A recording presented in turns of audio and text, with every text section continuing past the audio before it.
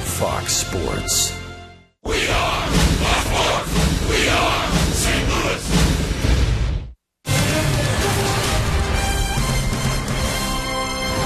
This is St. Louis Cardinals baseball. And a weekend series on Fox Sports Midwest kicks off tonight against the Colorado Rockies. What's Cooking is brought to you by Farmland Foods. A look at the remaining schedule for St. Louis. Just 15 games remaining. Welcome to Cardinals baseball with Jim Hayes and Rick Horton. I'm Dan McLaughlin. Well, the Cardinals have 15 games remaining. 9 of the 15 are right here in St. Louis. And really, it's all in front of the Cardinals to make it to the playoffs. And it's nice to be back home again for the Cardinals. And you have to take care of business here. You should win each one of these series. If you go 6-3 at home, then you don't have to win those games quite as badly on the road. It's Jorge De La Rosa, a lefty, and he'll go against the right-hander, an ace of the Cardinals. That's Adam Wainwright. Will he be all smiles tonight? Wainwright and the Cardinals comes your way tonight on Fox Sports Midwest.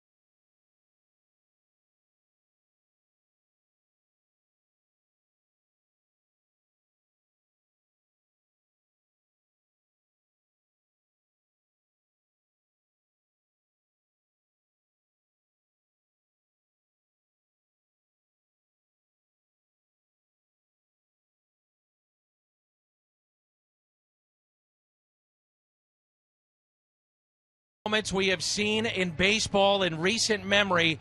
Mike fires last night in Milwaukee, a pitch up and in to potential MVP Giancarlo Stanton, taken away on a stretcher. His season is through. Rick, when you see something like that, boy, it scares you. It makes you wonder where baseball is going, but certainly a very scary moment last night. It certainly was. In fact, there were many other instances last night in baseball. You've got a lot of young pitchers, Dan, throwing 95-plus now. Maybe they don't have the command of the fastball. You've got hitters that are starting to dive a little bit more, but when you're up around the head, you've got no business being there. Mike Matheny talking about it before the game. He's had that experience himself, getting hit when he was a Brewer. Well, tonight it's the Rockies in town for the first of three. Ballpark Village, it's hopping. The Cardinals and the Rockies. First pitch comes your way next.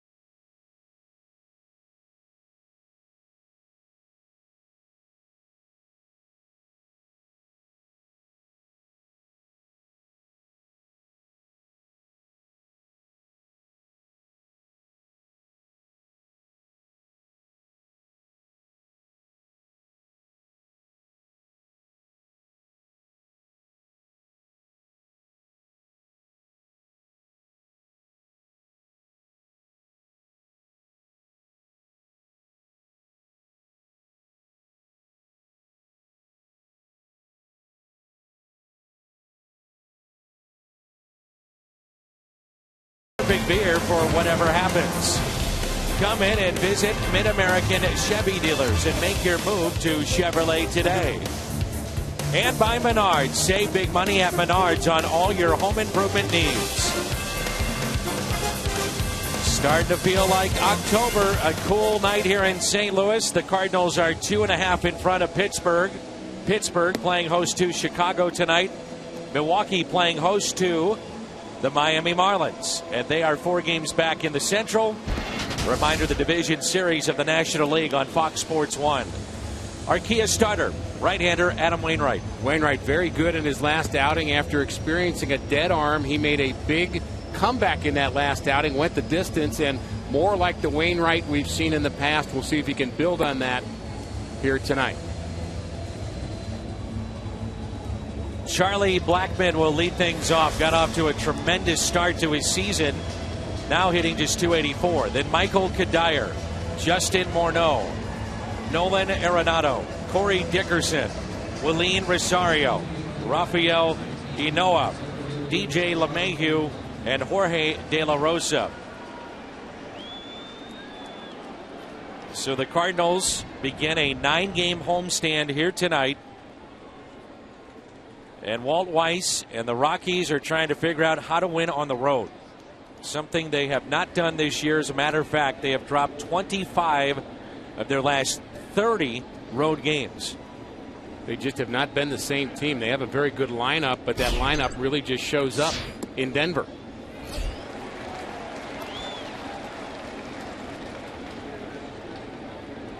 Charlie Blackmon, .284 average, 17 home runs. He's driven in 68. It's sharply and fair inside the first base line.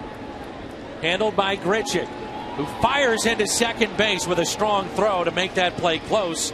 And it's a leadoff double for Blackmon. The lineup for the Cardinals tonight features an awful lot of right-handers, and because of that, a different look defensively. Around the Horn is brought to you by Dobbs, with Holiday, Borges, and Grichuk in the outfield. Carpenter, Peralta, Ellis, and Xavier Scruggs at first. And Yadier Molina is behind the plate. Second major league start for that man, Xavier Scruggs. Means no Colton Wong, no Matt Adams in the lineup today, and just one left-handed batter, and that is Matt Carpenter, the third baseman. Righties or lefties, it doesn't matter for Carp. He's going to be in the lineup. Michael Kadire playing in just his 37th game this year. It's still pretty good numbers with 7 home runs and 20 RBIs and hitting .319. 0-1 pitch. You mentioned how much trouble Colorado's had on the road this year. Walt Weiss has been preaching to his team, look, just because we're not playing in Denver doesn't mean you have to change your approach, because he believes that's what his players are doing. They're trying to maybe be more aggressive early in counts. They're trying to hit the ball further because they think all the ballparks are huge compared to what they're used to. And even the pitchers trying to do something maybe a little bit more than they're capable of, instead of just kind of doing what you do. They've actually played pretty well at home, over 500 on the road. Very, very different story. If you're a general manager, how do you evaluate trading with the Colorado Rockies, looking at either pitchers or the hitters when the splits are so glaring? I think it makes it very difficult to do that. Very, very difficult. You wonder, is this guy going to really kind of blow up if he's a pitcher? Maybe he's got a good curveball and you trade him to Colorado. Will that work there? Their pitcher today is a success story of pitching in Colorado, but there's been a lot of stories that have gone the other way.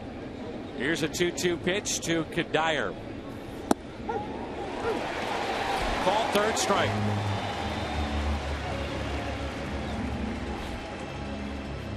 Let's turn to Rick Horton's Toyota keys to the game. Well, a couple of losses in Cincinnati at the end, and you wonder whether the Cardinals have lost that winning feeling. They'd really established that the last homestand, and it's great to be home to try to reestablish that winning feeling, and who better to do it than behind Adam Wainwright. And it's time for Waino to keep shining. They're going to need him, Dan, as you approach the last couple of weeks of the season, and then hopefully beyond that, you're going to want to have a sharp Adam Wainwright. Justin Morneau puts it in play. Little tapper that's back to Wainwright, and the runner from second, Blackmon, does not advance. Why is he not at third? Did not read that well. He looks a little bewildered standing there. I think he may have thought that ball was fouled off the foot of Morneau, as I did when I first saw it.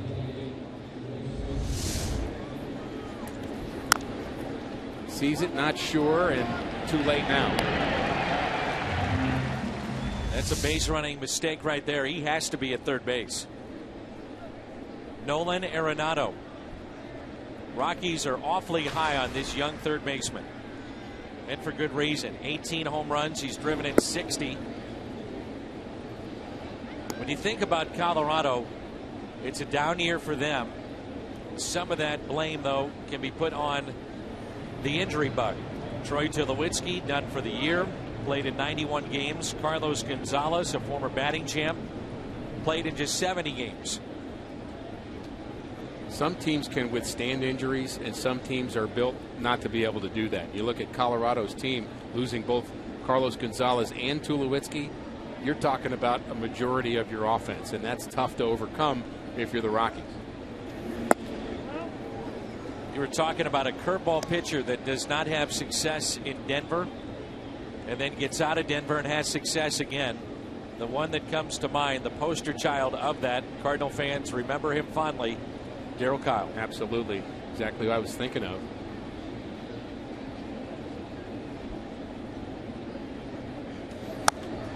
I remember talking with Darryl, and he said, in Houston, I felt like every time out I was going to win.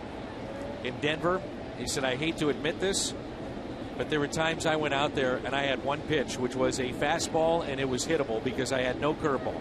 And then he got to St. Louis and was a different pitcher. And he was such a great fit here. Got very close to Cardinal manager Mike Matheny, who caught him for much of that time. And they were very good friends. And what a tragic loss, obviously, of Darryl.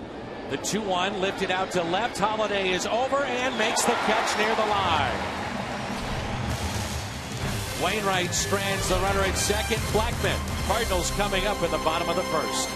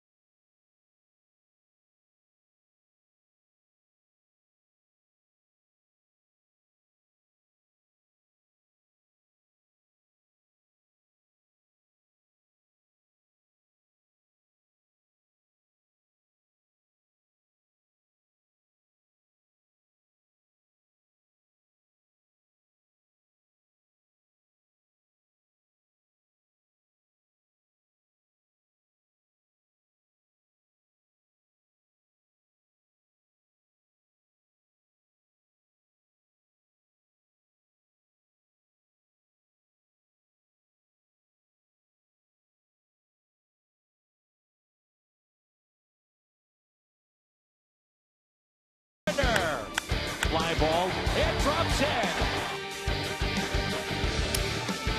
What a play here by Matt Carpenter. Wow.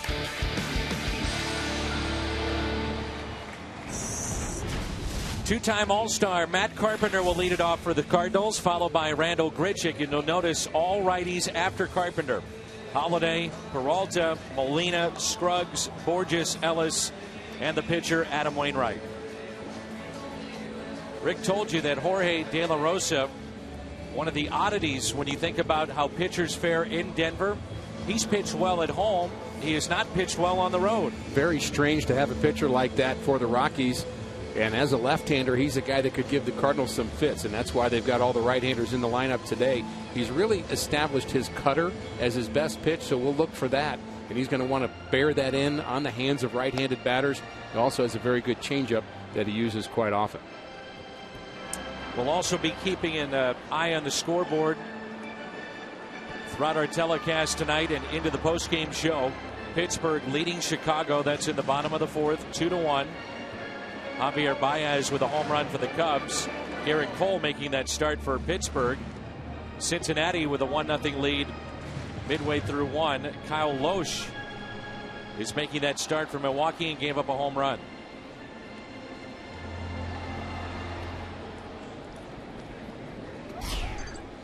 So Carpenter's hitting .274.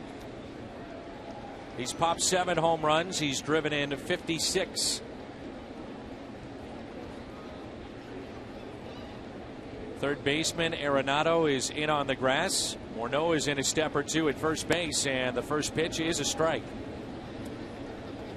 Cardinals have seen De La Rosa before, and I think what distinguishes him a little bit different than other pitchers is the hesitation that he uses in his motion. Some pitchers will turn, but when he turns, he almost stops and tries to throw off the timing of hitters, and I think that makes the changeup even better because you've stopped and then you go quick and then you throw it slow, and I think hitters are often fooled by that. Those that follow the Rockies tell us that that hesitation began a year or two ago when he started to really have success, and the idea was that he would not be in front of the baseball, meaning he was pushing it. He's able to collect and go to the plate. Pitchers will talk about staying back, and we'll look at the delivery of De La Rosa and exactly what you're talking about. If you're going to stop, you better be back, because if you can't, if you try to stop there and your motion's forward, your body's forward, you fall down. And what it does is it forces you to get to the balance position and then from there throw the baseball with a very firm lower half. And I think that makes a lot of sense for some pitchers. 2 balls and 2 strikes. De La Rosa just signed a 2-year extension that'll keep him with Colorado through 2016.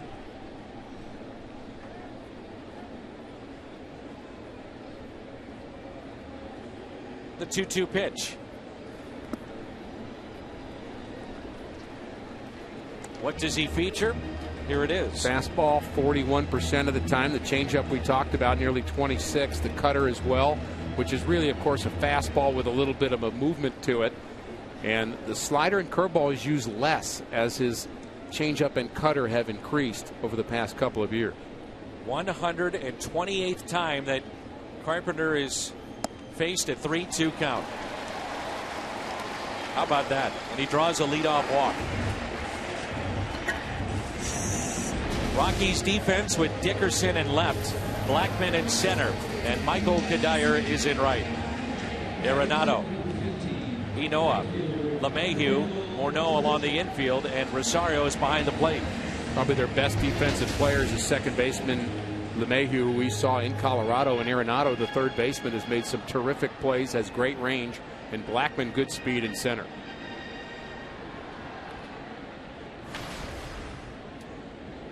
Now Randall Grichuk had a nice road trip both in the field and at the plate. He looks like a different player from the previous time that we've seen him up. Well, we've been talking about, Dan, how he's got a slightly more open stance and a little bit more of his weight back. And I think that's shortened his swing a little bit. It's kept him from being off balance. He's hitting more balls to right field, I think, because of that. But I think he's seeing the ball better. Less strikeouts, attacking the baseball, a little more authority. Hit sharply to third, off the glove of Arenado, no play. Another bullet off the bat of Randall Grichuk. And by the way, the Rockies love the defense of Arenado. Yeah, I said he's good. I didn't say he was superhuman. That ball was a rope. That gets on him in a hurry. Tries to short hop it, and it scoots away. I'm sure that'll be a base hit for Randall Grichuk. And that's what you get from Grichuk lately. A lot of good at-bats, ball hit hard, good things happening.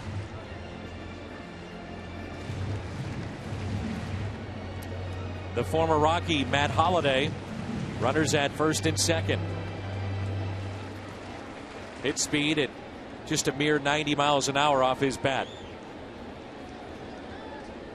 I'm sure it seemed a lot harder because Arenado was also playing in a bit too. Holliday loves hitting against his former team.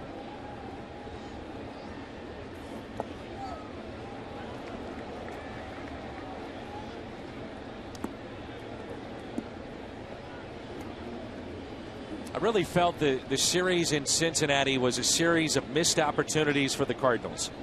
They lose 3 of 4, but it seemed like they could have, if not should have, won 3 of 4.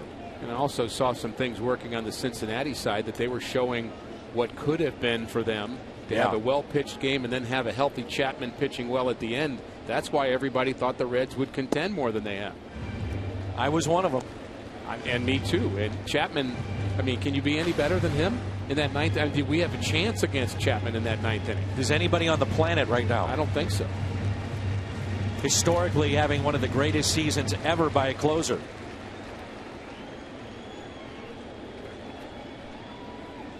Chance to go hack in here in the first inning with a count of 2 balls and no strikes on Holliday, and now time is called. Well, this feels like October, like I said before. It's sure got that does. crisp air. It's cool. Big crowd. Great to be back at Busch. And a buzz at the ballpark, too.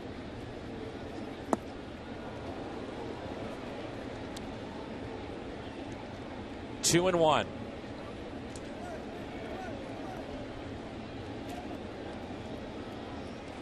Cardinals, by the way, Dan, have not scored for 17 straight innings. And you talk about missed opportunities. They did miss some opportunities, but the way they were hitting the last couple of weeks, you still had a feeling they were going to come back and do it. And this crowd expecting some offense here in the first. Big gap in left center, the 2-1. Holiday puts the Cardinals on top with an absolute rocket into Big Mac land. Watch out up there. You're going to get hurt. 3-0 St. Louis. Holy smokes.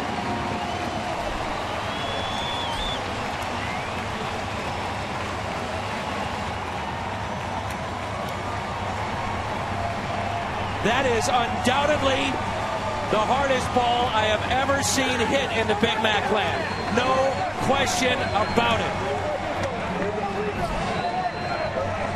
Oh, my goodness.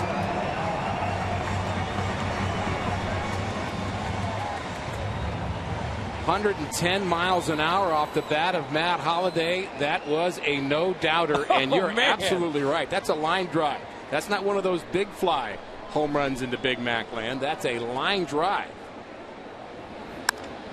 Peralta out to center.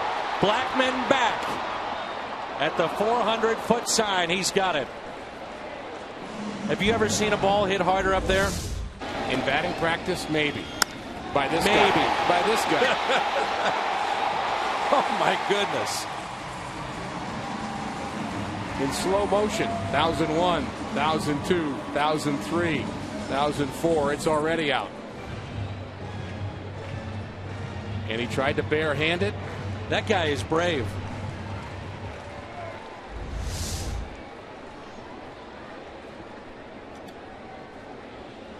Here's Yadier Molina.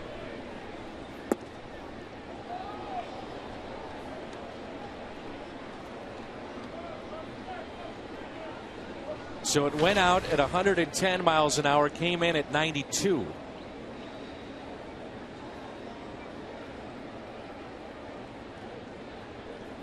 I think the physics of that, they talk about the equal and opposite reaction, and then you add a little bit of the force, and force equals mass times acceleration. And Dan, I'll show you the formula later. Forget the formula. But all I know is that ball was hit hard. All right, that little guy got the ball. Awesome. You better not throw it.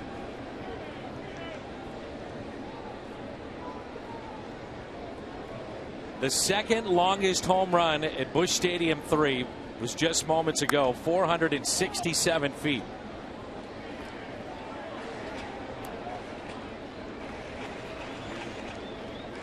Rick, I know you were talking about BP. I'm being honest about this. I don't think I've ever seen a ball hit that hard at BP up in that level. Ever. Well, I think part of it is they're not throwing 92 in BP. Good point. That's part of that mass plus whatever. Yeah. You get that.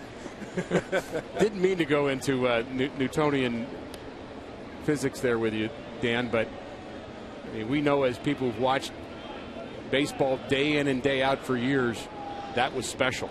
Wow. Something different about that contact. And you were just talking about how Matt Holliday loves to hit against the Rockies. He proved it there, didn't he? Man, oh man. I'll give you a ball. I didn't see it in person, but we've all seen it probably 1,000 times, and that reminded me of. And that was Albert Pujols against Brad Lidge and that famous home run in the playoffs. But that had a little bit more of the height. It did. And the arc to it than that blast by Holliday, which was just a straight line drive.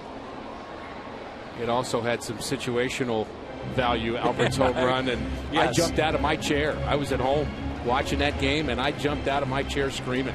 I mean, did too. That was just so much fun, and the moment was terrific for the Cardinals. And I think the fans here were expecting something from Holliday, and they got it.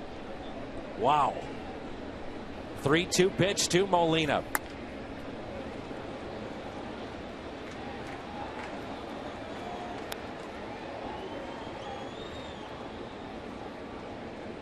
Up into Big Mac land. The gentleman there on the bottom right portion of the screen had the white pullover with the Cardinals. He's the one that tried to barehand it. Yeah. Right now, I'm telling you, sir, you're lucky you did not touch that ball. You know from experience, don't you? I do. You, sir, right there are a lucky man. Maybe the nachos will make him feel better.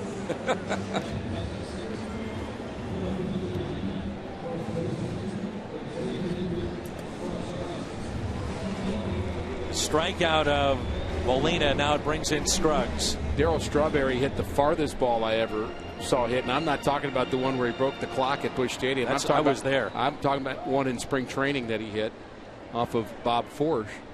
But I'm not sure I've seen a harder hit home run that nothing comes to mind than the one we just saw. Wow. So the first plate appearance for Scruggs in front of the Busch Stadium fans. Doubled the other night against Cincinnati off the wall and right. First ever Major League hit. Also first ever Major League RBI. 0-1 pitch. The lefties are hitting just 187 off of De La Rosa. Right-handers 259, so that gives you an idea as to why Mike Matheny loaded up his lineup with right-handed hitters.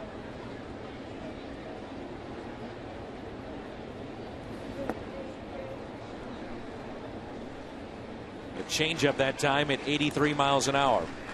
I wonder if Ozzie Smith is here at the ballpark tonight. He comes to so many games, but Ozzie was very good friends with Xavier's parents in college. They went to the same college, and Xavier had a chance to meet Ozzie when he was in Double-A, and it was a big thrill for him, and his parents got to reunite with their college friend Ozzie Smith. That's great.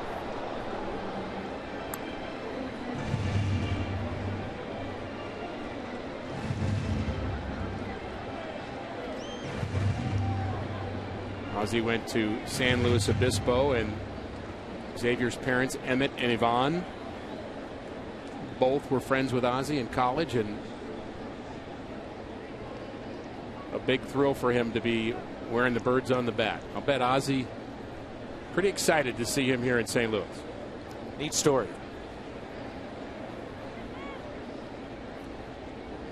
Here's a 1-2 pitch to Scruggs. In the dirt. That's what De La Rosa is going to try to do, get you to chase. Either the curveball in the dirt, the changeup in the dirt, or the cutter off the plate in.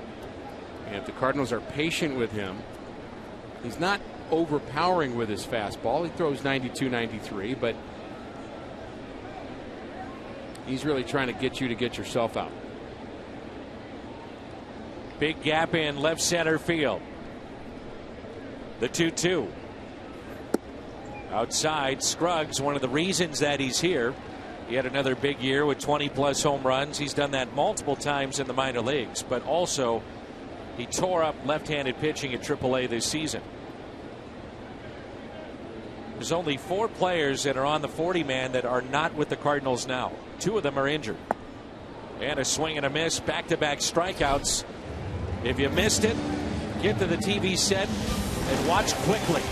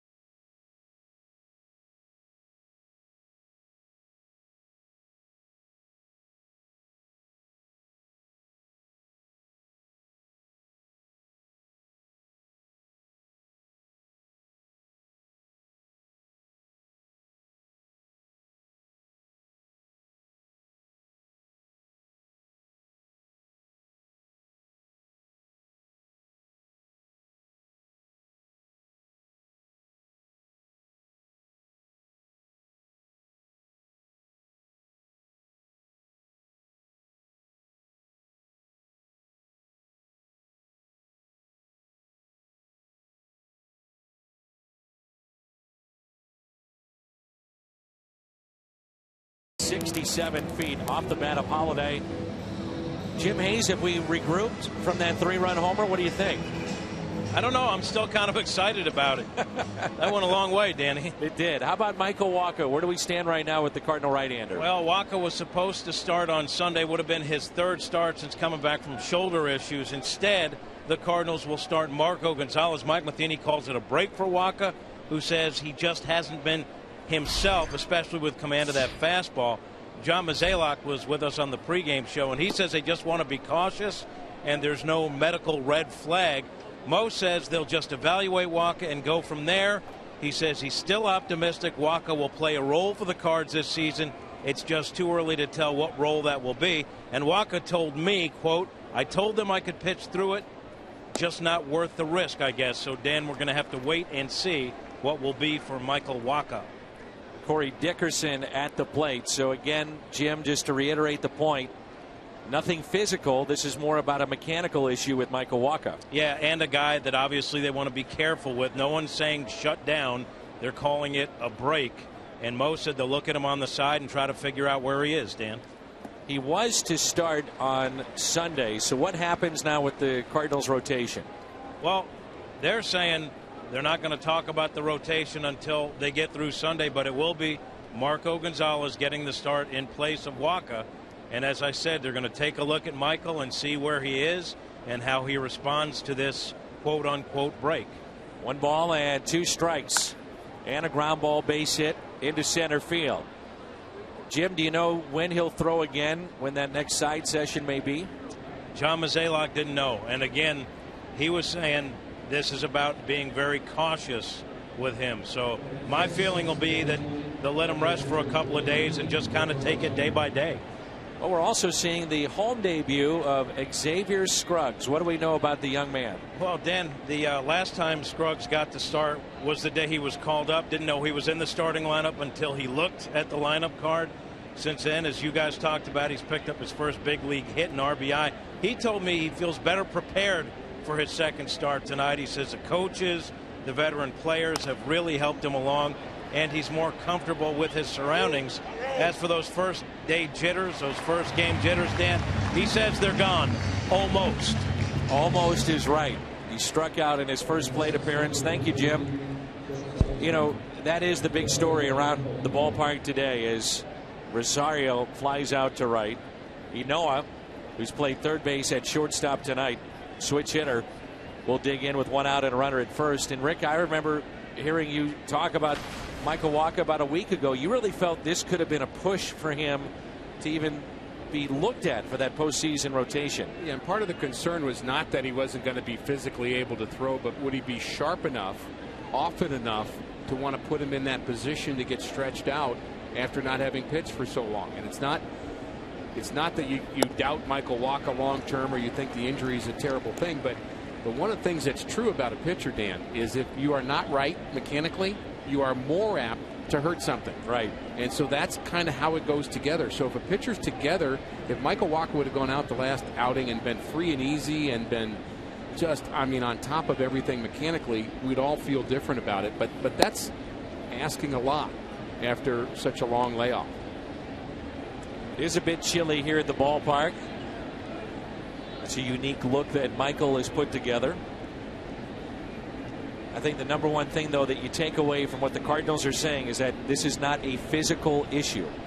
They've got so much invested in him this year, next year. They're hoping for many years and beyond. Off the glove of Carpenter, no play. 2 hits in the inning and 3 tonight so far given up by Wainwright.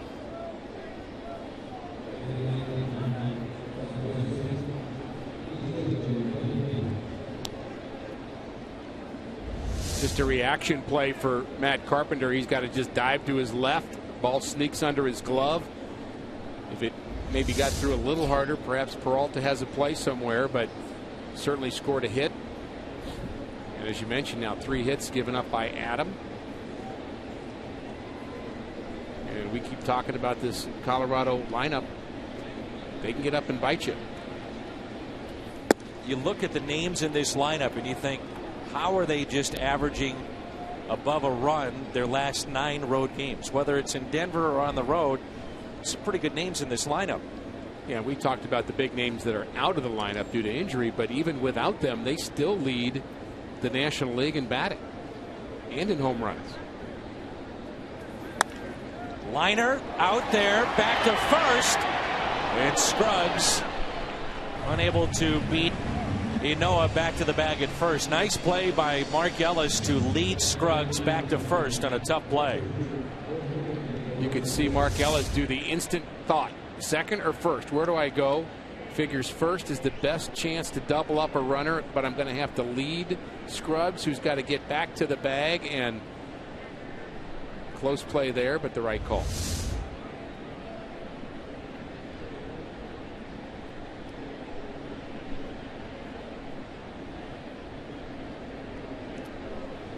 De La Rosa with runners at first and second.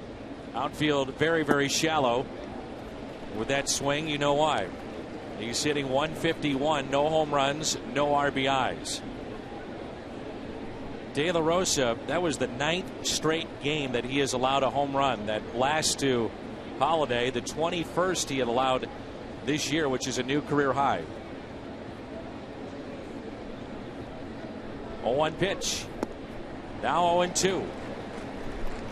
I love the outfield in as shallow as they are for a pitcher who doesn't swing the bat that well, and I almost think teams ought to do that more often. Make the pitcher hit it over your head. You know, if your pitcher allows that, you know, he's going to have himself to blame for it. But you don't want that bloop hit up the middle or just a little flare to score a run, so try to take that away if you can.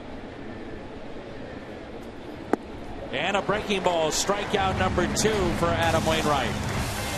Cardinals coming up in the home half of the second. They lead it 3-0.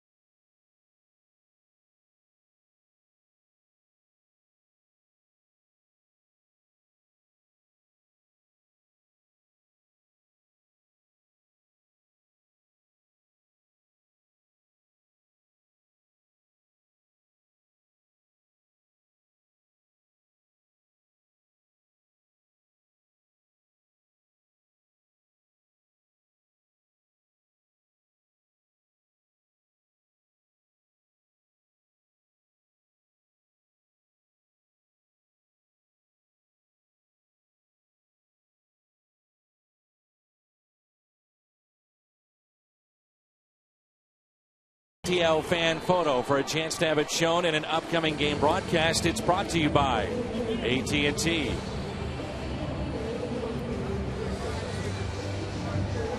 The camouflage hat giveaway was tonight. Big crowds expected all weekend and throughout the homestand. Still seats available at Cardinals.com. Great promos this homestand. Of course, we've had that all season long, but you're in line for a Jose Oquendo bobblehead if you're here for this homestand at one point, and also have the batting practice jacket that I believe is tomorrow. Terrific promotional items. Peter Borges, Mark Ellis, and Adam Wainwright. The one thing that this lineup has done for the Cardinals is that defensively they are very good in the outfield. You know, John Jay's had a great year. There's no question about it. He's played well defensively. Peter Borges, very good defensive player. And then you get Randal Grichuk, and the more I see him in the outfield, the more I like it. Yeah, we saw Grichuk early in the season, and of course Peter Borges was struggling earlier in the season, and the Cardinals were looking for offense somewhere, somehow. And now I think Mike Matheny has the very real problem of you got some guys not playing today, including John Jay, who you'd love to have in the lineup, lefty or otherwise, but he wants to keep his players sharp. And I think this club is a lot deeper, and it's not just the September call-ups. I just think people are playing, hitting well, and it's become a little more contagious, and this club has a better bench right now. Good example is Peter Borges, right, hitting above 300 here in the second half of the season. Average is up to 246 overall, and you see there he's 429 in his last 9 games. The 1-2 pitch. And a strikeout. That's 3 in a row for De La Rosa.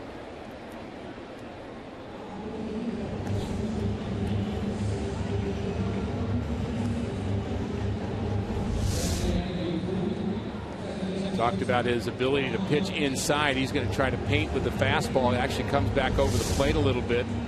Borges thought that might have been a cutter that was going to come in on the plate, but it came back over the plate, so he's frozen on it. The Rockies, by the way, have 3 left-handers in their bullpen and 8 right-handers. And you think about the Cardinal lefties off the bench that we may see later when we see the right-handed relievers. Cardinals have Taveras, Wong, Jay, Adams, all from the left side. Mark Ellis has got to be saying, you know what, at least I don't have to face Aroldis Chapman. De La Rosa looks like he's throwing it underhanded compared to what he saw from Chapman. Ellis pinch hit against Chapman 3 different times. Well, he had those good career numbers against him, which was in Mike Matheny's mind. Like, hey, somebody's making contact off of this guy. And Mark, who hasn't had a chance to get his timing straight after being injured, has to come in and get his timing against a guy throwing 102. Man. 1-1 pitch. Taken for a ball inside. Ellis saw plenty of the Rockies playing in the National League West with the Dodgers.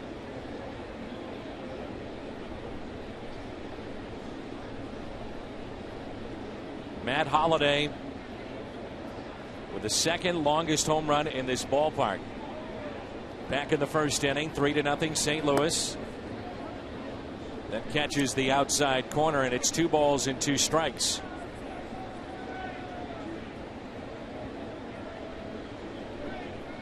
Been an interesting road to Denver for De La Rosa, which began back in professional ball in 2000, playing in the Mexican League. Eventually wound up being property of the Boston Red Sox, then traded to Arizona as part of the Curt Schilling deal. Then he was shipped to Milwaukee in that same offseason for Richie Sexson. 2006, the Cardinals saw him as part of the Brewers rotation. He was then traded to Kansas City for Tony Graffinino. Then in 2008, traded to Colorado for Ramon Ramirez. Chopped left side, deep in the hole. Inoa, and he makes a strong throw to make the play. Well, summer winding down, so kids have one last chance to receive a free ticket to Six Flags. That'll be this Sunday. All fans 48 inches and under receive a free ticket to Six Flags. Valid Sundays through November 2nd. Great tickets are still available at cardinals.com/promotions. Talk about a pitcher coming over in a trade. How about the deal that the Cardinals pulled off to get Adam Wainwright from the Atlanta Braves many years ago? And I remember when that deal was made, Walt Jocketty said the name you don't know in this deal is Adam Wainwright, but he is the key to this deal. Adam has told me that he's not sure he would have made it to the big leagues if not for the deal to St. Louis. A fly ball lifted into right. This place challenged him. He found a different level. By the way, Wainwright made his major league debut in 2005 yesterday.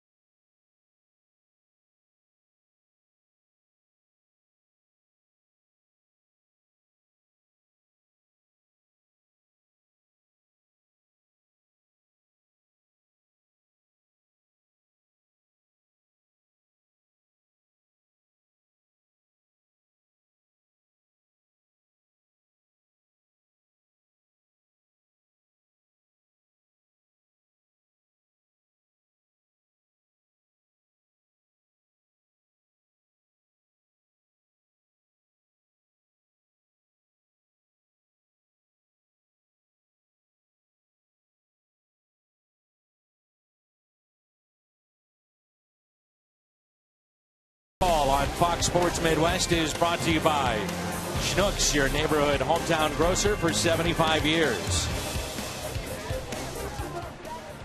Over in the Budweiser Brew House at Ballpark Village, taking in the game tonight. A cool evening here at Busch Stadium in St. Louis.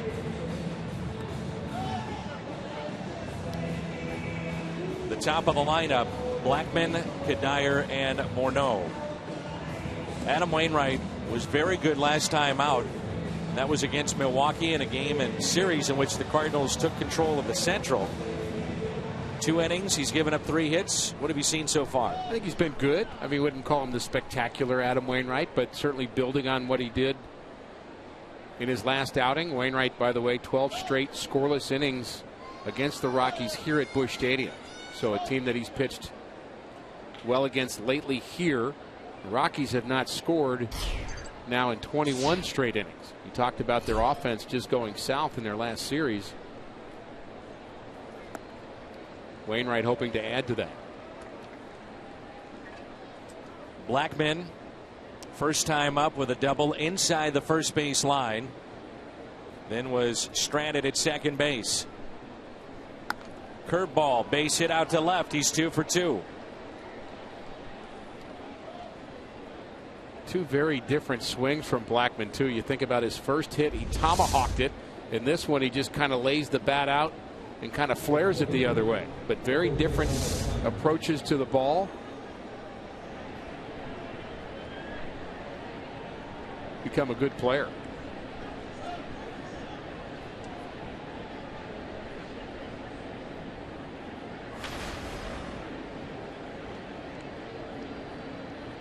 Michael Kadire struck out looking his first time up. That tails just a bit inside for ball 1. Home plate umpire is Scott Berry. Mark Carlson is at first. The crew chief is Jeff Nelson at second. Pat Hoiberg is at third. 1-0 pitch. 2-0. And we talked about what Walt Weiss has been dealing with, especially with his team on the road. And of course, Kadire missed some time too, batting champion, and they've had a lot of batting champions over the years. But Walt Weiss, when he was hired, and we've told this story before, but the Rockies said to him in the interview, "What makes you want to be a manager?" And he said, "I don't want to be a manager." They said, "What do you mean?" He said, "I want to be the Rockies manager. It's the only team I want to manage. And if I don't like it, and if you don't like me, I want to go back and coach my high school kids that I'm coaching because I love doing it. But the only job I'll take is this job." And something about that impressed them and thought he was the right guy for where they are in their rebuilding. And he's a highly respected guy, but I know it's been a long season for him. Being in Denver almost drove Jim Leyland out of the game. You know, we hear about football coaches, Dick Vermeil, and burnout, guys that sleep at the office. And that's what Jim Leyland used to do. When he was a scout for the Cardinals, he told me some stories about never leaving Coors Field and the frustration that he had because he was managing pre-Humidor. And so you were having the 12 to 10 games on a nightly basis and trying to figure out who could possibly pitch in a game, who was still available. It's incredibly difficult to manage the Colorado Rockies. It's a unique situation in the game of baseball. So players may play a little different, but managers clearly have to manage differently. You guys gives up 6 runs in the first 2 innings. You might have to leave him in. Strike him out, and no chance. Very good jump by Blackman off of Wainwright and a stolen base. Kadire strikes out for the second time tonight. Got a very good jump.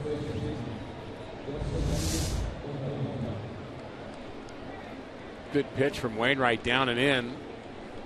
And I'll take the strikeout and the stolen base. I'd rather have a good pitch home than a quicker pitch to the plate that is right down central. Now Justin Morneau has had a bounce back year, healthy, hitting .317, 15 home runs, 72 RBIs. Very light mist right now here at the ballpark.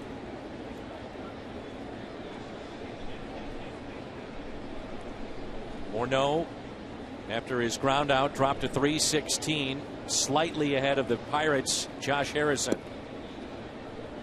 Talk about Morneau maybe being a comeback player of the year at 316, right up there with the batting leaders in the National League. And really a year ago, people were wondering, even in spring training when we saw him, will he ever play again because of the concussions and the neck injury he had? Thought maybe his career was over. The Pirates then picked him up at the end of last year. Didn't do much. Signs with the Rockies and is rejuvenated. Makes you think a little bit about Andres Galarraga. Now, Galarraga wasn't dealing with the type of injury that Morneau was, but Don Baylor is the hitting coach in St. Louis, had him. He gets hired in Denver as the manager, and they really spotted some things in the second half of that year. The Big Cat then took off in Denver, and they signed him as a free agent. I would think if you're a hitter, one place you want to go to try to get your career back is Denver. High on the list. And conversely, if you're a pitcher that's trying to reestablish the fact that you can put up good numbers in the big leagues, you kind of leave that Colorado call on your answering machine and don't get back to them right away. Sure. The 2-2. Waves at it, a breaking ball. Molina looking at the runner at second. That's strikeout number 4 tonight. Handful of games remaining in this regular season, and the most popular way to see them is with MLB.com at bat. Get at bat for your smartphone or tablet on the App Store by visiting MLB.com.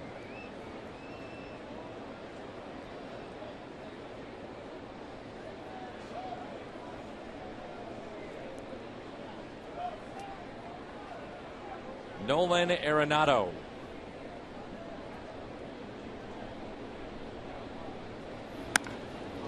In the air down the left field line, and this ball is off the wall. A run will score. Arenado into second base. A line drive rocket off his bat, and the Rockies get on the board to cut into the lead. It's now 3-1.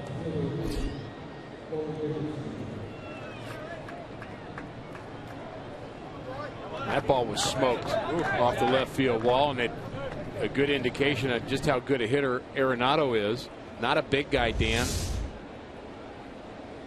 but it's all about the bat speed. And one of the things you love about baseball, you think about guys like Arenado, Grichuk, even Andrew McCutchen. Not really, I mean, they're not 6'5", 240, but they can smoke a baseball. Bat speed, and you see the hit speed there coming off the bat, 99.5 miles an hour. Carpenter, long throw. It's high. Scruggs is able to make that play to make sure it didn't go over his head. Initially watching Scruggs and trying to put down that tag, then looking back at the umpire, you get concerned that he forgets about the runner from second to third, potentially trying to score. That's where, as a teammate, you got to yell home, home, home, just to be careful about the potential. There's Arenado. He's thinking about scoring. There's Scruggs going up. Tries the swipe tag.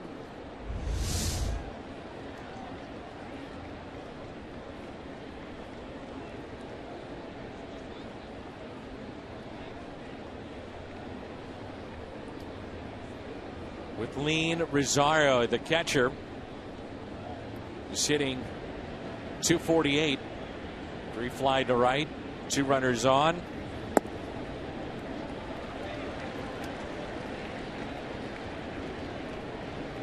Oh for 1 tonight.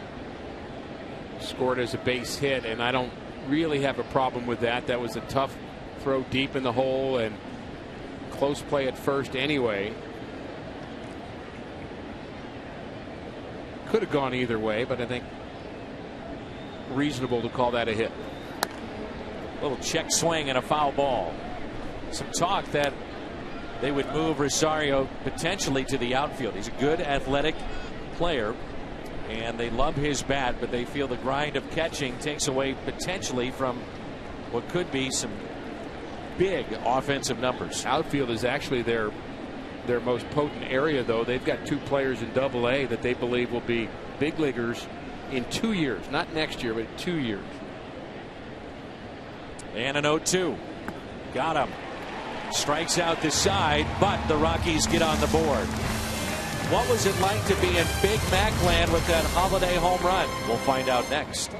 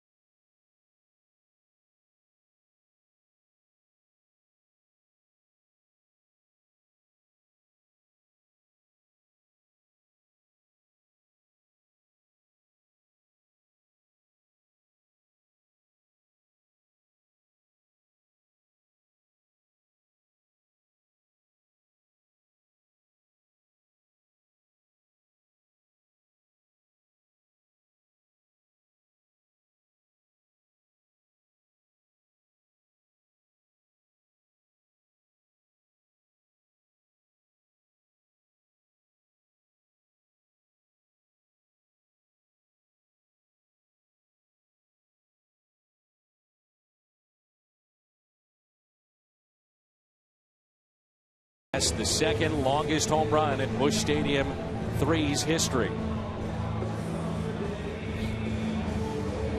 It'll be Carpenter, Grichuk, and Holiday due up for the Cardinals here at the bottom of the 3rd. Carpenter walked his first time up, scored on that titanic blast.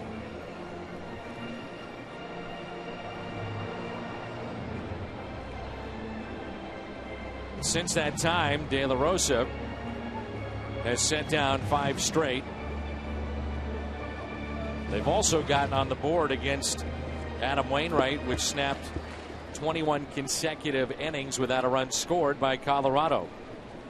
Pittsburgh leading Chicago 4-2. Cincinnati in the top of the 4th leading Milwaukee 1-0.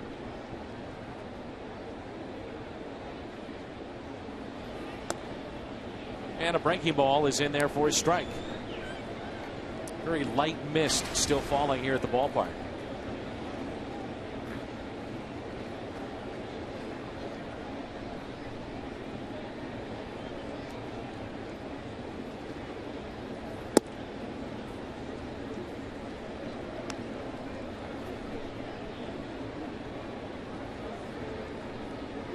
One ball and 1 strike.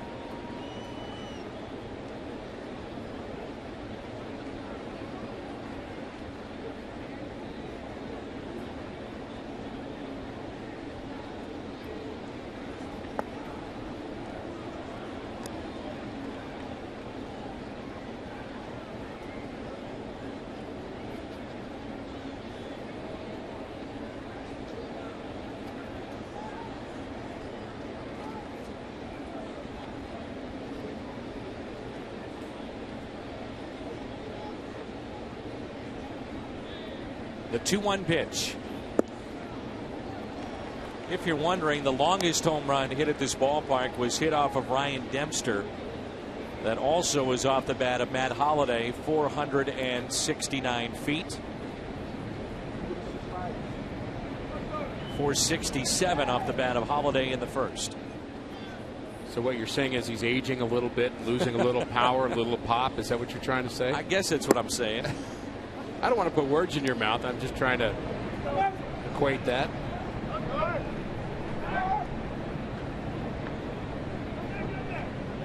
When When you see the other guys on the team kind of looking around saying, "Did you see that?" Exactly. Like, holy cow! Are you serious with that? And a strikeout of Carpenter. There were certain guys that you'd be around that players would actually watch take batting practice. We know of the phenomenon of Mark McGwire and just how not only the fans would come and watch batting practice by the thousands, but the players would stand there and watch just to see how far he was hitting the ball. But I understand Richie Allen was like that in batting practice. Jack Clark was absolutely like that because he would hit the ball so hard and so far. They're just doing things other players can't do. Randall Grichuk looks at strike one. The guy you think of in those terms now is Giancarlo Stanton, who is done for the year after being hit on the face. Scary incident last night in Milwaukee, hit by Mike Fiers. You watch him, though, take batting practice. It's not about putting on a home run display for him. It's about trying to take the ball to right. Just hit line drives to right field.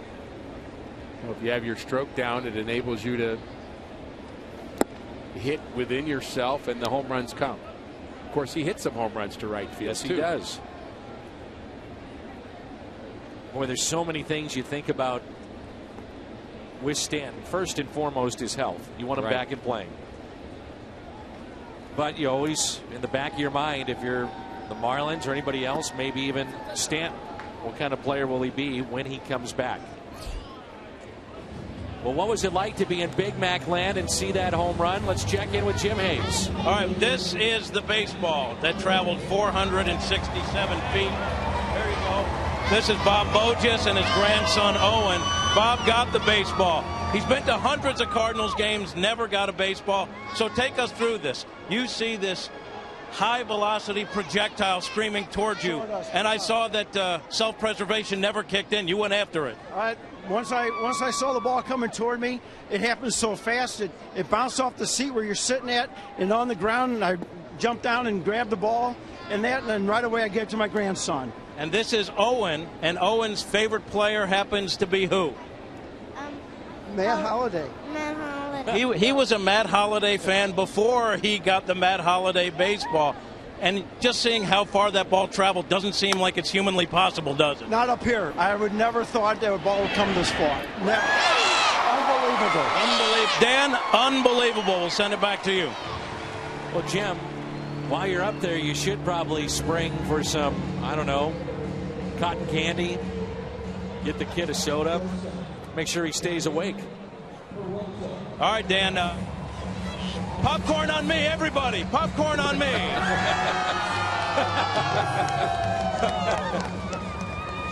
This is great out here, Dan. I mean, you don't really appreciate how far that ball traveled until you sit here.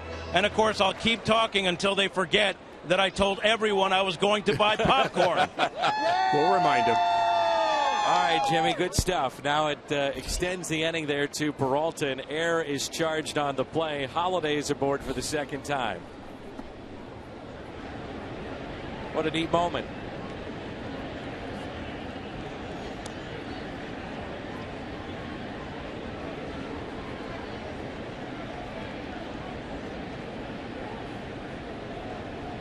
Peralta flying to deep center his first time up. Right at the 400-foot side. Short lead at first by Holliday. A long look, and now set is De La Rosa. And we've talked before about how sitting in different seats in the ballpark does give you a different perspective on certain aspects of the game. And Jim being up there with his new friends that he's buying popcorn for, you really understand just how far 469 feet is. I mean, that's a long, long way to hit a baseball. And when you're down on the sides, maybe behind one of the dugouts, you really see the velocity of a pitcher's fastball, what 95 really looks like. And if you're in the bleachers in left center and right center, I think fans often talk about just how much ground a center fielder has to cover. And so I always recommend to people, don't sit in the same spot. get tickets in different parts of the ballpark just to kind of get a feel for the game at a different level. Speed of the game is incredible. And I'm not talking about just the velocity of a pitch.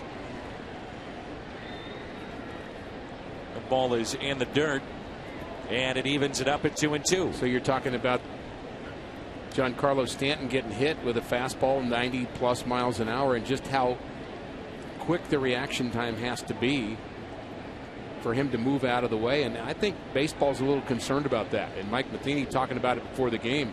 I wasn't aware that when he got hit when he was a Brewer, he lost 3 teeth. He got hit right in the side of the face. Tried to stay in the game, tried to talk his manager into keeping him in, but he did play the next day. I believe his manager at the time was Phil Garner. I believe so. Mike told me the story that Phil Garner looked at him as if he was crazy, that he actually wanted to continue to play. Here it is. Back in 1998, there's the blood. Rich Loisel was the pitcher for the Pittsburgh Pirates in a scary moment. 2-2. It's sharply again, pulled foul. Mike was asked, did that hurt more than getting bowled over at the plate or some of the things that you happen to deal with in the collision at the plate? And he said, well, in all the cases, all the pain you have on the field, he said, honestly, and I can kind of understand this, you don't really think about the pain at the time because you're just so geared in a different direction. The pain comes later. Sure. And so he really kind of declined to say which was worse, but he said at the time he's just thinking, how do I stay in the game? It's just amazing. Good jump by Holiday and a stolen base. Nearly slid past the bag. The Rockies saw him do that much more in his career earlier. Not that he was a great threat to steal, but he'd swipe a bag or two along the way. Cardinals are running more and being more aggressive on the base paths in the last month than we saw the first 4 months, but they've also had more base runners. And I think that makes you a little friskier and a little more likely to be aggressive. 3-2 now on Peralta. Looks like he's seeing the ball well. And he hits it foul. And Johnny looking back in the Cardinals dugout, he thought that ball was fair, and so did I. Our third base umpire, Pat Hoberg, almost had to think about that for a second. You noticed that he raised his hands up and is like, okay, am I going to go left or right with this? And he didn't really decide right away. It was a close play. It's not a reviewable or challengeable call. Did it go over the base or not? Hard to tell. It hits foul, but where is it when it's over the base is the key question. That's why it's not reviewable. It's pretty subjective, really. Sure. Here's a 3-2. Peralta with a base hit into right. They'll wave in Holiday. Throw by Kadire. Cut off. And Peralta has given the Cardinals a 4-1 lead with the RBI. Number 67. Holiday reaches on the air. The stolen base. And a single into right. Big night already for the big man, Matt Holliday. It's back to a 3-run lead for St. Louis. A souvenir and now popcorn, thanks to Jim.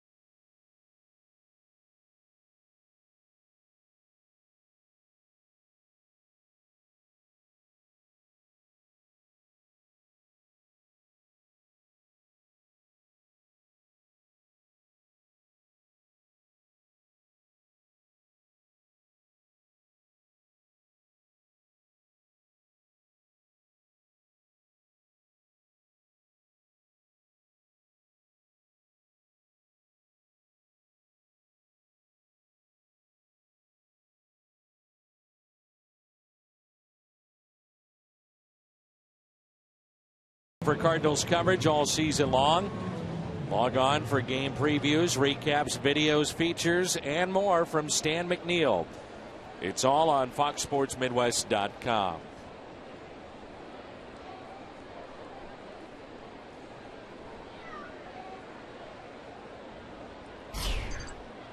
Along with Rick Horton and Jim Hayes, I'm Dan McLaughlin. The fourth inning rolls in, and the Cardinals up by the score of 4-1 here at Busch Stadium. Inoa, the switch hitter, showing bunt and takes a ball. Picked up a base hit off the glove of Matt Carpenter, first time up. There's one of those seats you can get a different aspect of the game, maybe see it all the movement, what the infielders do, who backs up where.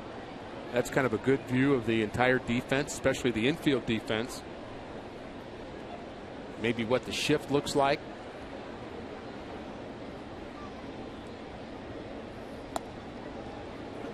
2-1. When I really notice it is when we're doing our telecast every year from the Champions Club and how vast the outfield is. So much ground to cover. Exactly.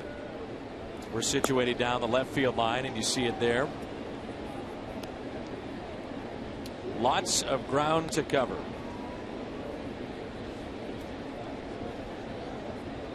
Three and one the count.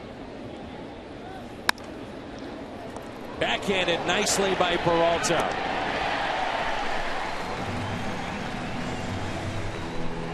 And you're talking about views.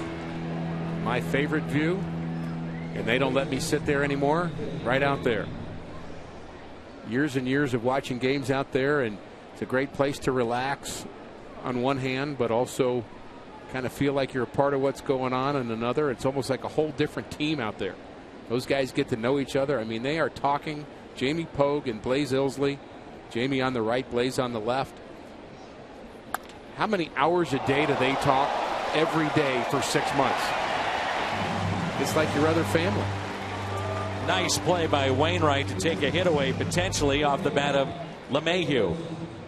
Gold Glover Adam Wainwright. He's committed one error this year. So it pays off being 6'7", huh? And having quick reflexes. Nice play. There's the height and the reflexes. Here's De La Rosa, and Wainwright is trying to have his first 1-2-3 inning of the night. 4-1 St. Louis, and a strike at the knees. Colorado with just 20 wins this year on the road. They're 20-52. Worst in the major leagues. Worst in franchise history. If De La Rosa hits a home run, I'll buy popcorn for that section up there with Jim. How's that? Throwing the sodas too. Keep it down, Adam. I really thought you had a good shot at it too. Such a big risk taker, aren't I?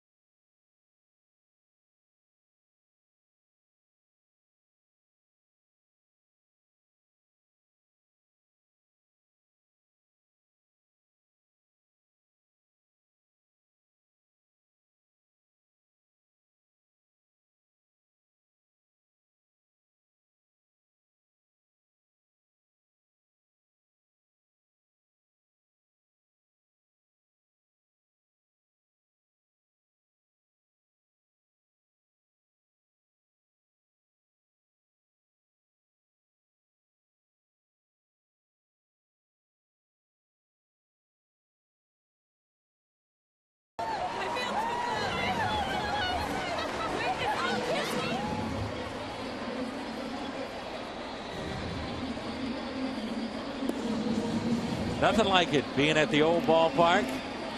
The Friday night, mid-September, in a pennant race. Head-to-head at St. Louis since 2010, and the Cardinals have dominated the series here.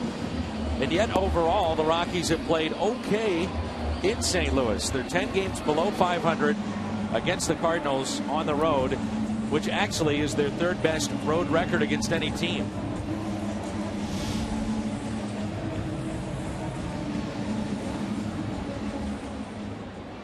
Yadier Molina will lead it off. Cardinals got 3 runs in the first and a home run by Holiday. In the bottom of the third, they picked up a run on a base hit to right by Peralta to score Holiday.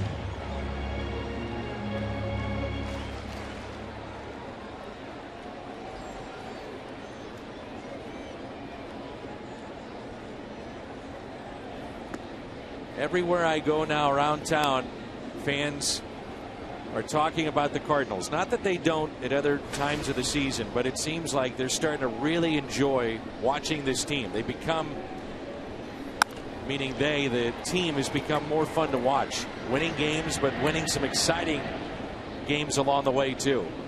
Well, I think the team's upside also is getting a little bit more national attention in general, not just kind of here at the ballpark and in Cardinal Nation, what we like to call the Cardinal Nation, but really across the baseball community. And you're seeing it more and kind of the national program saying, you know what, maybe this Cardinal team may be hitting their stride at the right time and playing the way we kind of thought they would out of spring training, but again got off to kind of a, not a slow start, just a lethargic start, and really a lethargic offense for about 4 months. And I'm not sure there's a lot of teams right now that would want to be playing the Cardinals in a short series in October. We've seen 2 things that they didn't do earlier this year. One, they've done it tonight. They've hit a home run, a 3-run shot. The other, a stolen base, and then capitalized on an error with the stolen base and then a base hit to right. Just little things that it seemed like for the longest time they've been station to station. But think how much easier it is for Matt Holliday to steal a base when they're winning 3-1. And so the home run coming first, or taking advantage of the opportunity first, gives you more, I guess, excitement about saying, hey, let me take this risk to steal a base. So what? And then the risk pays off, and then you try it again. Yeah. And again, you say, hey, wait a minute, this works more than I thought.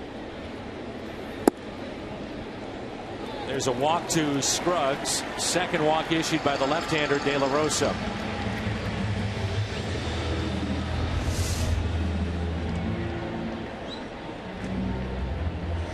Just off the plate. Good eye. You mentioned, Dan, the mist here. This kind of reminds me of some of the ballparks, especially the minor league ballparks in the Southwest. They'll have misters at the ballpark in the summer because it's 110 degrees. Actually, those are bugs. No, it's mist. Oh, okay. It's mist. It's really mist.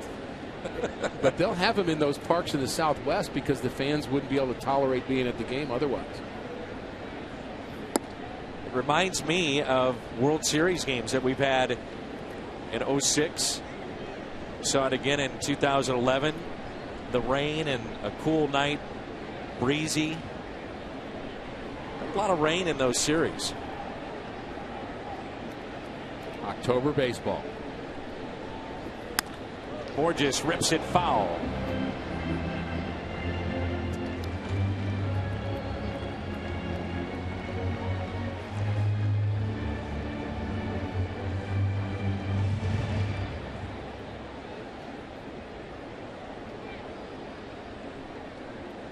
Nothing into the count. Borges was called out on strikes back in the second. Scruggs is leaning towards second base. And a breaking ball taken just a bit low.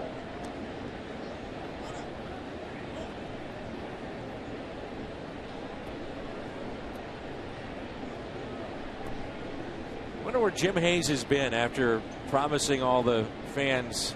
He's in line.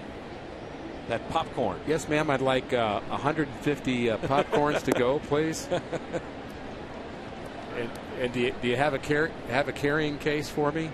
Oh, there we go. Look at him. Oh, very nice. Clearly that didn't come out of his pocket. That's a Fox Midwest look at that. buy. He's got some peanuts too. That's it out of play.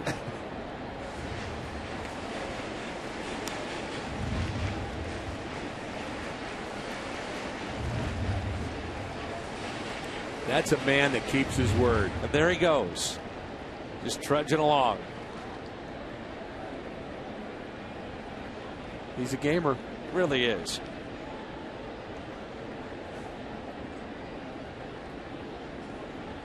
The 2-2. Oh, and it hit the foot of Borges.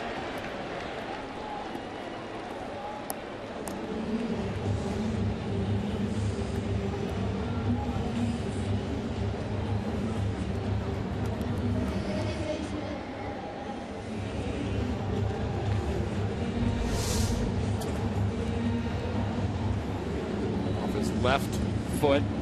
Like it might have hit his toes, and a little different than when somebody throws up and in on you and gets around the head, but it still hurts if it hits you in the wrong spot. Clearly that did for Borges.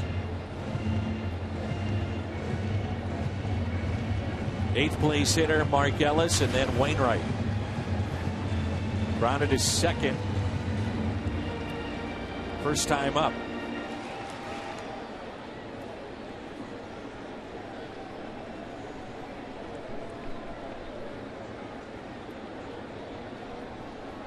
One out, runners at first and second for Mark Ellis. Outfield is straight away. A team like the Rockies, well documented, they play poorly on the road. They've got their best road pitcher on the mound. They're trailing 4-1. It's the kind of game that not only do you set the tone tonight if you win it, but maybe for the series too. Yeah, you really want to demoralize them almost in game one and get off to that good start. And I talked to the Open, Dan, about winning every series here at home. You really need to do that. I mean, we're running out of ball games here, and one more road trip left. That's pulled foul. Going to be in Chicago and Arizona, and you know the Cardinals are playing under 500 baseball on the road. So you don't want to go on the road and say, well, we've got to win 5 out of 6 or 4 out of 6 to win the division. You'd like to push it further here during this homestand. There's another view. Third base line. Really see the whole field there.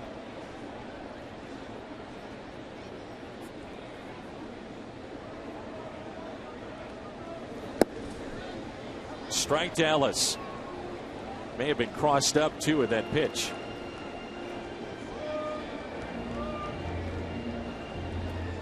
When we talk about a pitcher and catcher being crossed up, you see him stab at it there, expecting something else.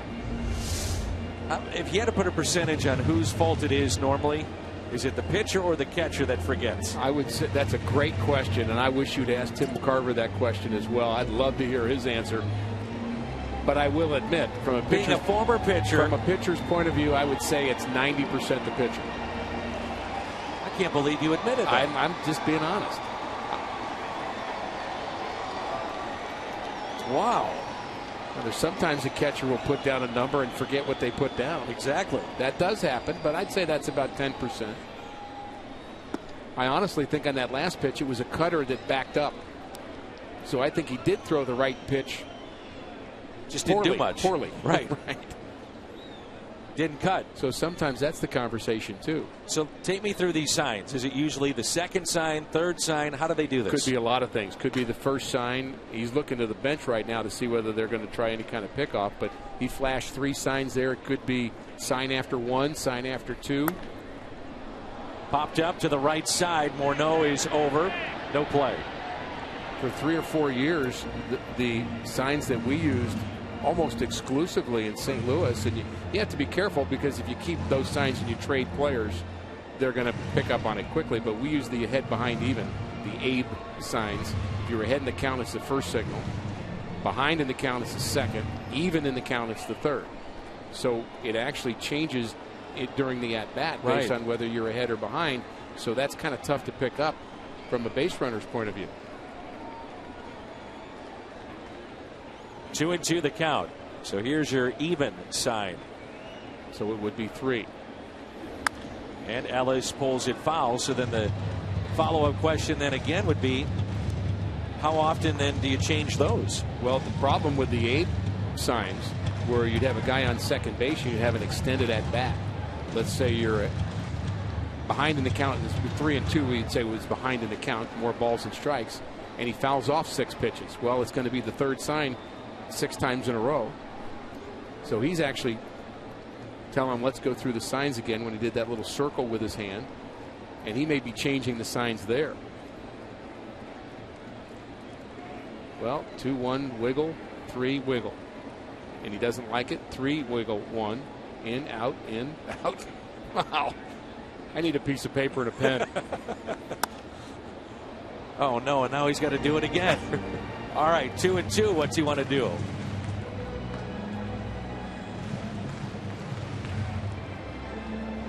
Jim Palmer's the only pitcher that I can remember, and maybe others did it, that would actually get the sign from the catcher and he would shake himself and add to it. So the catcher put down a 1 fastball, he would brush the front of his jersey twice to get to the slider, a 3, and he would call his own game literally. A swing and a miss, a strikeout of Ellis. 6 tonight for De La Rosa. Been a race heating up, as you know, and September 16th through the 18th, Cardinals take on the Brewers. So don't miss your chance to see these two teams go head to head in a great showdown here at Busch Stadium.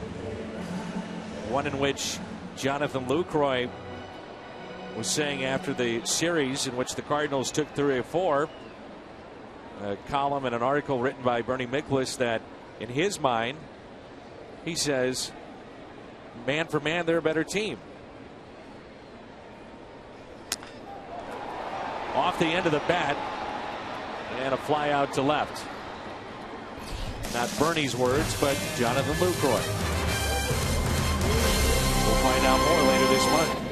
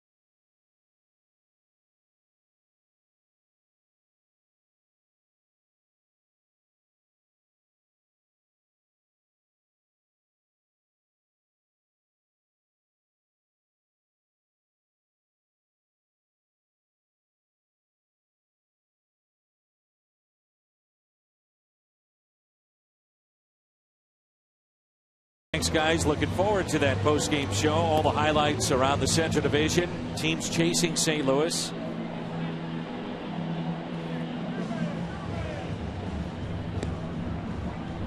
Adam Wainwright is our BJC Healthcare difference maker, tonight starter for St. Louis. Lowest ERA against the Rockies all time. Carpenter, Wainwright, Oswalt, Jordan Zimmerman, and Randy Johnson. Minimum of 7 starts. Johnson's may be the most impressive of that group because he was in the National League West, and I'm sure that's a number of starts for the big lefty. A lot of innings there, to be sure, and Chris Carpenter on top of that list. Such a low ERA, and they were some good hitting Rockies team. If you cover the years that Chris Carpenter pitched, you're talking about some very, very talented offensive players. Helton and Walker in their prime, back to back.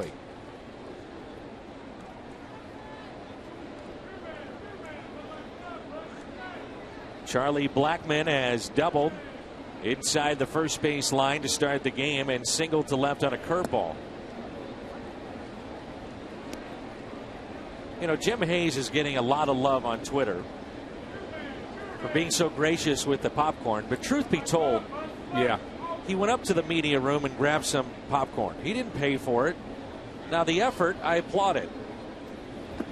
Monetarily, made no difference. It was a little like Robin Hood. I mean, he basically took from all the nice media people up. I mean, they have no popcorn right now. All of the media above us who really need that popcorn don't have it because Jim Hayes took it. Nice job, Jim. That's tapped foul. But they're happy. That gentleman is almost through, and I mean, if Jim's a really good guy, and he is, he'd probably give that guy some more popcorn because he's almost out.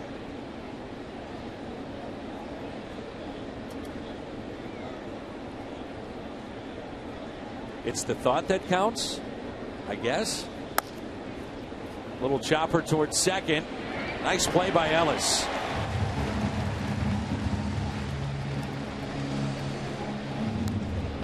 $0.25 chicken McNuggets are at McDonald's now through August 31st. Available in 4, 6, 10, or 20 pieces for a limited time only. The folks from McDonald's, one of our sponsors, are getting their money's worth tonight. Yes, they are. And they have the special guest Jim Hayes up with him. I do want to say Jim has done a fantastic job, of course, all year long, but I have loved his interviews in our pregame show with some of the new Cardinals. There have been some really nice moments in that, and had a chance to talk to the new Cardinal reliever, Tuivalala, and I thought that was a terrific interview. He talked about his mom being speechless when he told her that 5 minutes going to the big leagues and she couldn't talk. And I mean, just some really good interviews and guys being very kind of open to kind of share who they are. Marco Gonzalez, he talked with him recently, and Scruggs as well. And I think Jim's doing a great job bringing out the personalities of these young players. Always does. Kadire lines out to short, brings in Justin Morneau. Wainwright back to Wainwright, also struck out. By the way, in his last 2 outings, just 3 strikeouts in the last outings, and he already has 6 here tonight. So maybe that's a sign that the stuff of Wainwright is improving a little bit. Quick inning for Adam here in the top of the 5th. A line out off the bat of Justin Morneau. The top of the lineup coming up. That means Matt Holliday.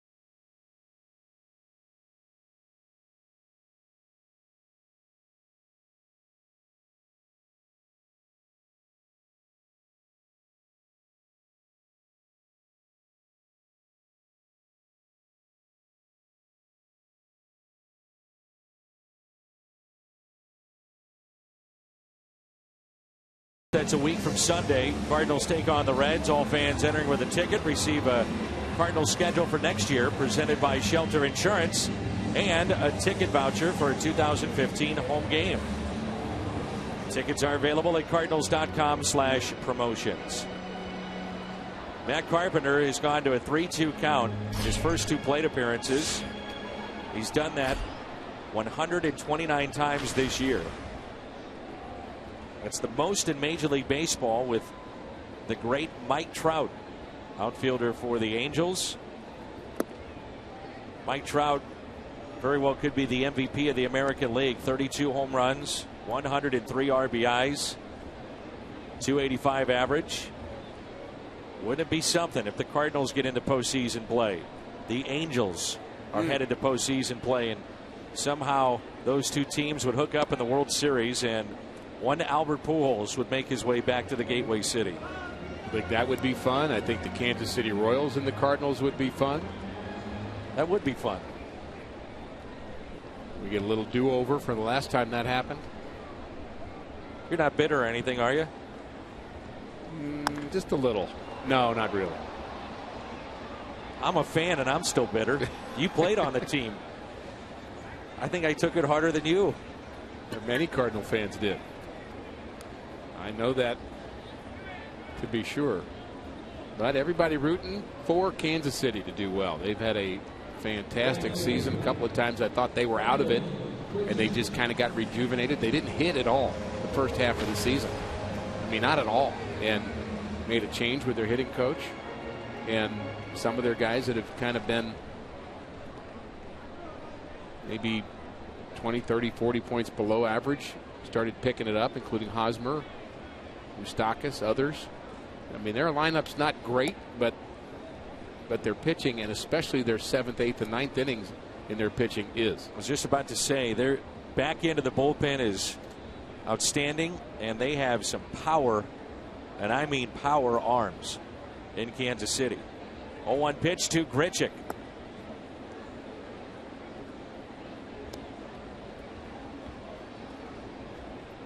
Whitey Herzog used to say, having a great closer makes a manager 20 games smarter. A lot of truth to that, too.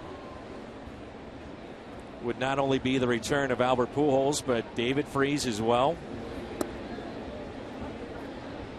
And I've said this many times before, speaking of Kansas City, if your team in '85 wins, Whitey is in the Hall of Fame a lot sooner. Whitey will be holding his annual golf event, charitable endeavor, this Sunday and Monday.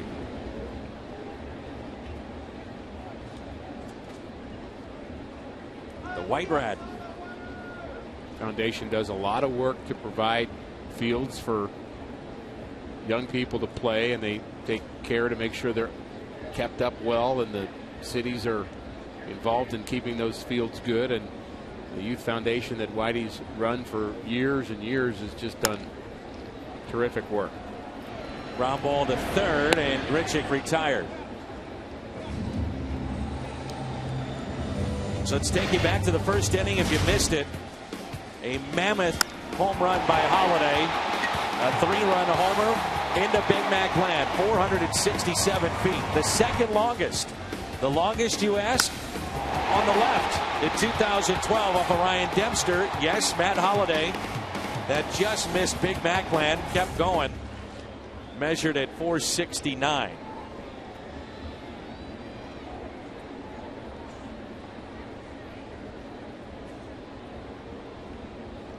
Two outs, nobody on. And Holiday chops it towards third. It stays fair. Arenado, nice play. Strike over to Justin Morneau. And the Cardinals go quietly here in the bottom of the 5th. St. Louis on top, 4-1.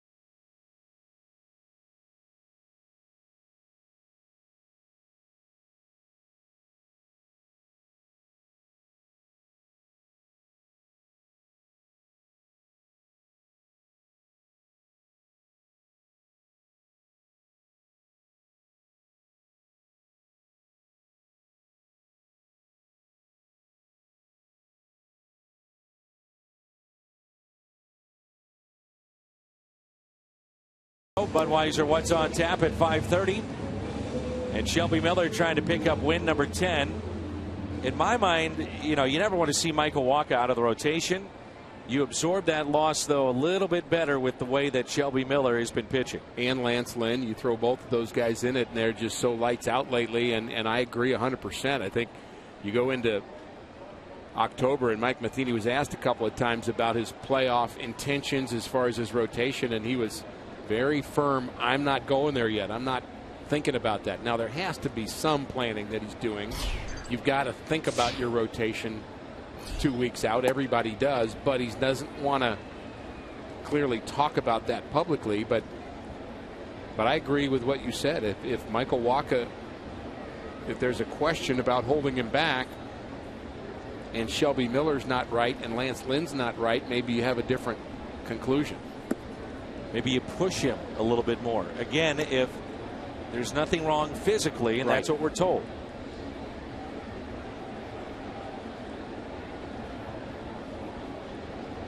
One ball and one strike on Nolan Arenado. We're in the top of the 6th, a 4-1 St. Louis lead, and a good fastball. The thing I've been a little bit, I'm not sure what the right word is. I don't want to say disappointed, but the one thing I've noticed that's been kind of rough for Wacha is he has no feel for his changeup right now. He's not using his changeup hardly at all. Right. And that was such a dominant pitch for him a year ago. The good fastball and the changeup to keep people off balance. A liner out to left, and there's Holiday. And he's getting beat with his curveball. And he'll throw that well at times, but at times he'll hang it. How about Adam Wainwright here tonight? Well, Wainwright giving up just 1 run. He has given up 6 hits, but a lot more strikeouts here tonight for Wainwright. 6 of them. And the curveball's been sharp at times. And he's also defended well.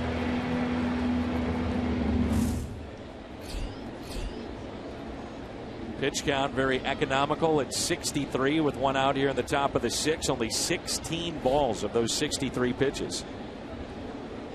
Here's Corey Dickerson, who's 2 for 2. He's singled to center, also an infield hit. Now time is called. Young pitcher wants to know, how do you get deep into games? How do you get complete games? Watch Adam Wainwright pitch. And Rick, that's with 6 strikeouts, right, which normally would drive the pitch count up.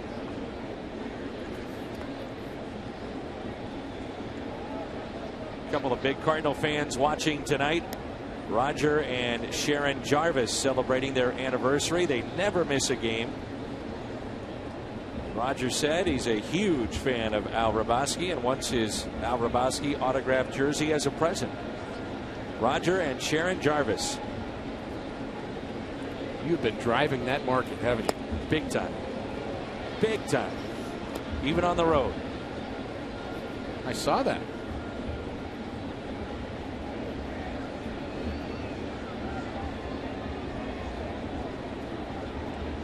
One ball and 1 strike.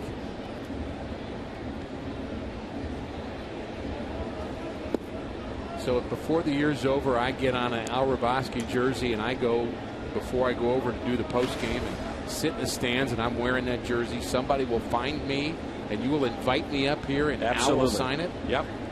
And as a bonus, if you find that number 49 Rick Horton jersey, you'll also be signing all night. Well, I don't see too many of those unless my kids are here. You're a giver. Yeah, well, I mean, I want to make sure that everybody has equal opportunity. Well, we'd be talking about getting a visit from my kids and my wife, and that's about it.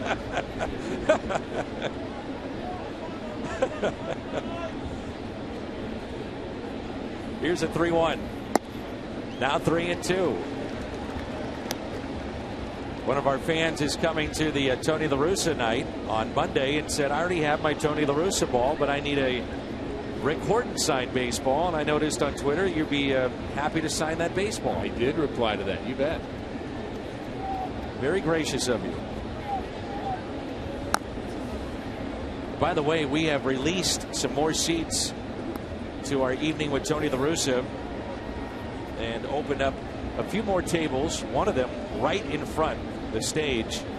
Will be under 300 people there, and that's Monday night at Cardinals.com/La Russa.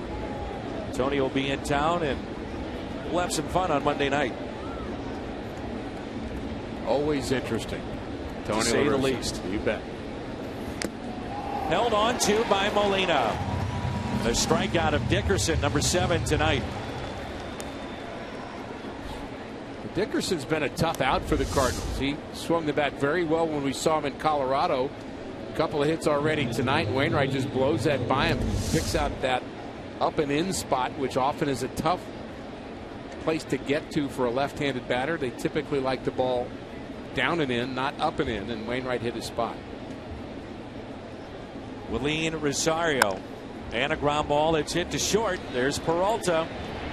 1-2-3 inning for Adam Wainwright. It's now 10 in a row.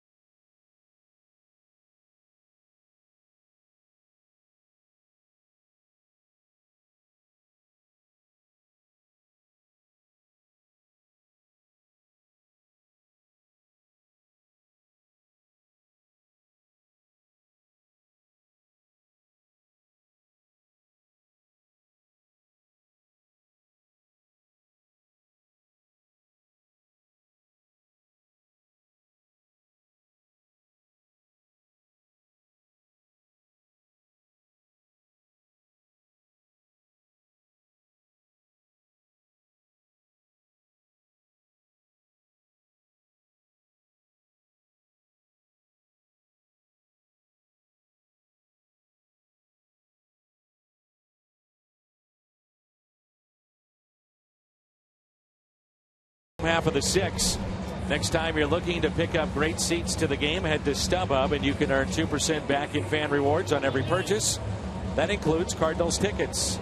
All-in pricing, no surprise fees at checkout. StubHub, it's your ticket to upgrades and more. 2 off days remaining in the schedule. One will be Monday night as Ben Paulson takes over at first base. And then we'll have an off day between Chicago and Arizona. That's it. We get set for what we hope is playoff baseball.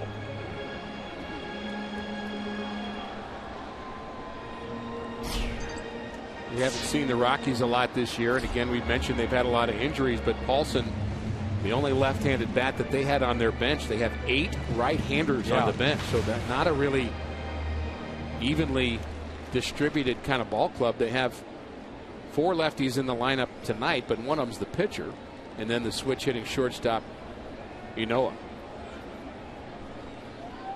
Just wonder if something's wrong with Morneau. Make a case that's their most dangerous bat now out of the lineup. And a ball taken by Peralta, who singled to right with an RBI. Made that error in the 3rd inning trying to stretch for the ball. You wonder if something might have happened there. Yeah, I was thinking the same thing. Rockies do have a right-hander throwing in their pen. Pitch number 93 is taken high for ball 2.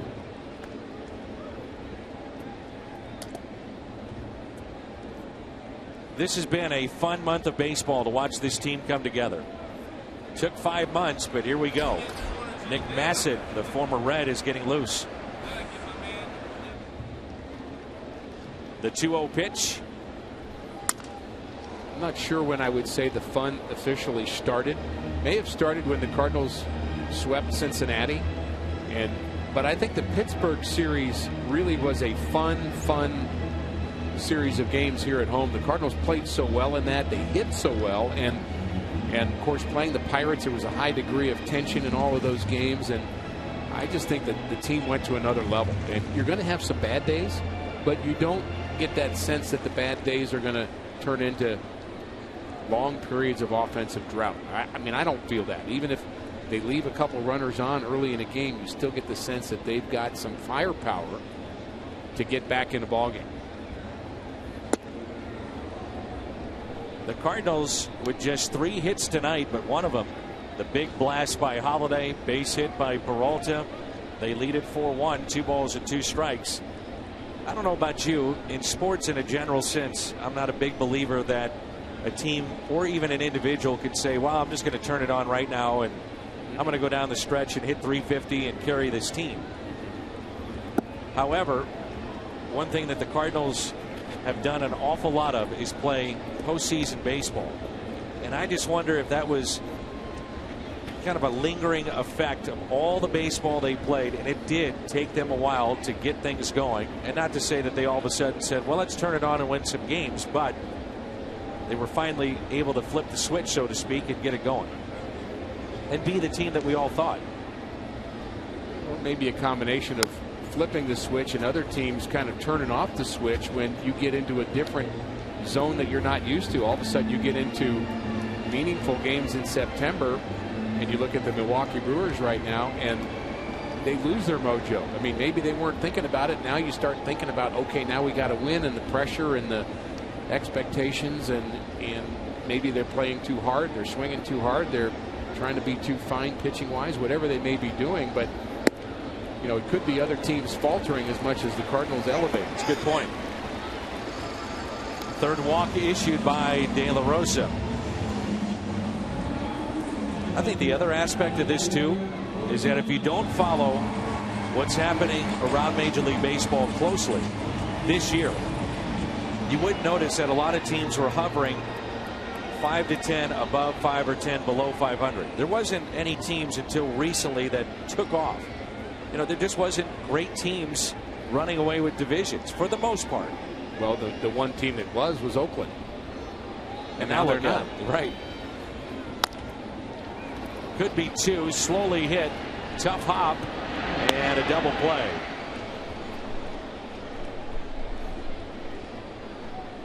It took a tricky hop on Inoa. They're still able to turn a 6-4-3 double play. As promised earlier in the game, it's the AT&T fan photo. And then happy couple.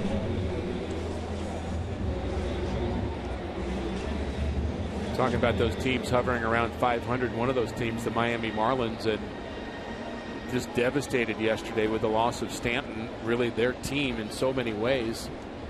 And still a potential MVP of the National League. They already dealt with the loss of their best pitcher, Jose Fernandez, and now to lose Stanton.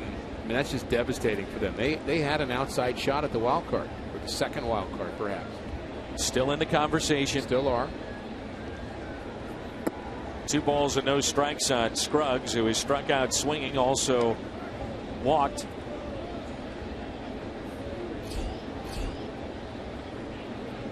That double play may have kept De La Rosa in the game to complete the 6th. Pitch count is now at 101.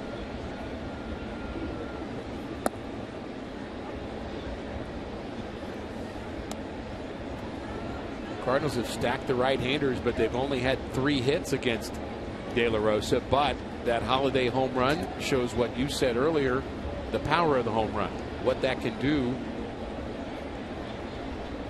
to win ball games and to give you leads. 3-1 the count. One way or another, this may be it for De La Rosa. Xavier Scruggs. First major league home run. Could be right here. Deep in the hole, and it's off the glove of Inoa. And Scruggs has his first base hit here at Busch Stadium.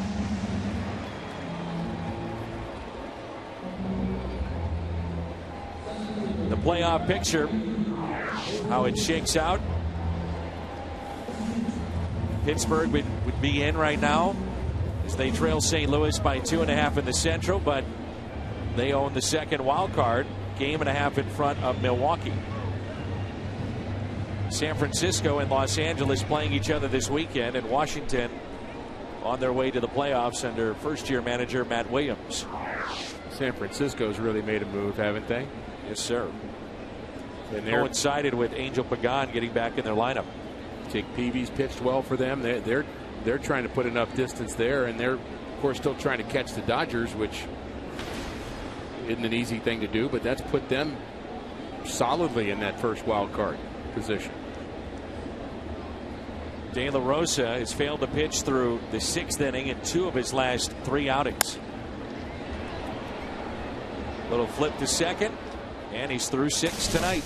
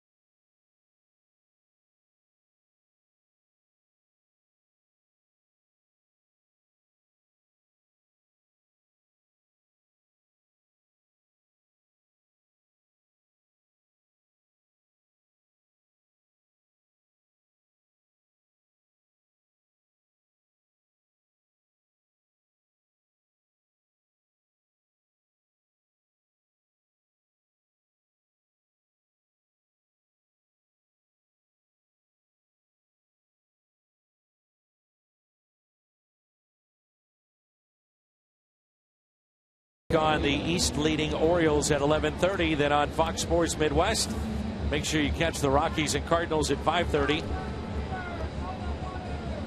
Fox Sports 1, Padres and Diamondbacks. Full day of baseball. Mazda game summary: 4-1 St. Louis. De La Rosa was 6 innings pitched. Nolan Arenado is 1 for 3 with the lone RBI for the Rockies. Adam Wainwright pitching into the 7th. And Holiday, his big blast, the 2nd longest home run at this ballpark. That was back in the 1st. And showing bunt, looking at his strike, is Inoa. You mentioned Adam working in the 7th inning. He has thrown 7+ innings in 25 of his 29 starts so far this season. So he's been durable, piling up the innings. Peralta, 1 away. Which of course leads to speculation. Does that lead to the dead arm, the total number of innings? And you know, you'd have to say that's a factor perhaps. But Wainwright has shown in his career the ability to pull back between starts to conserve energy, cut down his bullpens, cut down his flat ground work. DJ LeMahieu. He also, and it's the things that you don't see as a fan, and for us we don't see it all the time, but he also keeps himself in tremendous condition. So his work between starts, in particular his leg work, is as good as anybody you'll find. I mean, he really works out hard to make sure his legs stay in shape.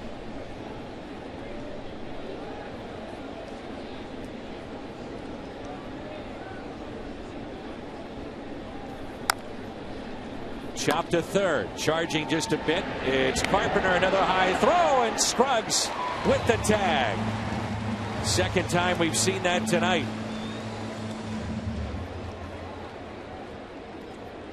A couple of high throws from Carpenter. Scruggs this time able to get it.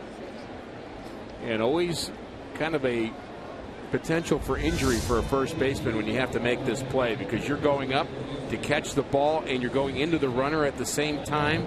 Your shoulder is exposed as he runs by. You have to be able to kind of give with it, because if you just kind of stop as he hits you, that's a separated shoulder waiting to happen. So 2 outs. Kyle Parker will be the hitter. So that's it for De La Rosa. We'll see the bullpen of the Rockies. Talking about a pitcher keeping himself in shape, Dan, the Cardinals bullpen in the 80s, we developed a program that actually came from the Phillies system. It's something that Jerry Koosman used to do. John Denny kind of called the Gus Heffling exercises, and the bullpen did them. We did them regularly. It helps you keep not only physically sharp, but mentally sharp as well. Wainwright, certainly both of those as he's cruising through 7.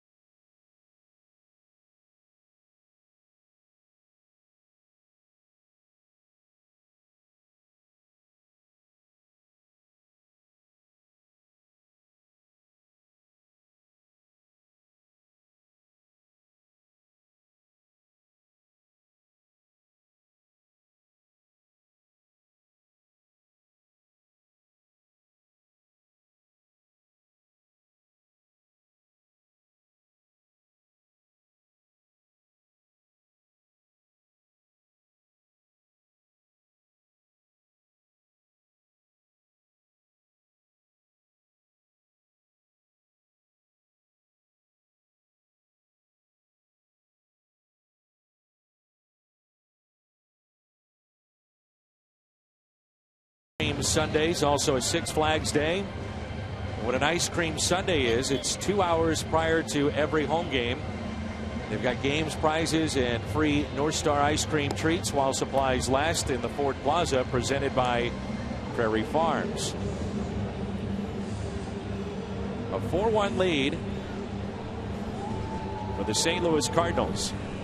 Nick Massett is the new pitcher, the former Cincinnati Red. Our Chevy called to the pen. Dusty Baker used to go to him an awful lot, but he wasn't the only one. I remember him having a nasty slider at times against the Cardinals, and good fastball, but really, really good breaking ball. And again, kind of a durable guy. And you're right, Dusty was not afraid to use his bullpen. No, sir. Watch out. I want to go back to what you were talking about in between starts. So it was really unique what you guys were doing. Yeah, the bullpen for the Cardinals, and I mentioned we were using these exercise, really martial arts type derivative exercises that were designed by Gus Heffling, who was the trainer of the Phillies, and he taught some of the older Philly pitchers who seemed to be kind of lengthening their careers, like Jerry Koosman, Steve Carlton, John Denny would do it. You know, Carlton was famous for kind of putting his arm in a rice bucket and trying to work his way to the bottom and then work his way back up, and he would build arm strength that way. And so Heffling taught them to Bill Campbell when he was with the Phillies, and Bill brought them to the Cardinals. And Ken Daly and Jeff Lottie and a bunch of us would do these exercises, and it wasn't the magic of those particular exercises, but it was the mental sharpness that you would get for having done a little bit extra, I think, that can kind of set you apart. And the bullpen by committee at the time had 2 or 3 really good years in a row, and I think that might have been part of it. The mental side of this game, as you get a look at the numbers for Massett, overlooked way too much. This is such a hard game to play. A couple of hops hit to short. But it's those that say it's not hard and are able to find how to get over the mental hump that make this look easy. I think work has a lot to do with getting over that mental hump. Yeah, my high school coach, my late high school coach, passed away this year. He would come and whisper in my ear during the winter. There was a player in our league that was the 4th pick in the country by the Atlanta Braves, the 1st round pick, and he'd say, "What do you think he's doing right now to get ready for this season? You might need to do a little more."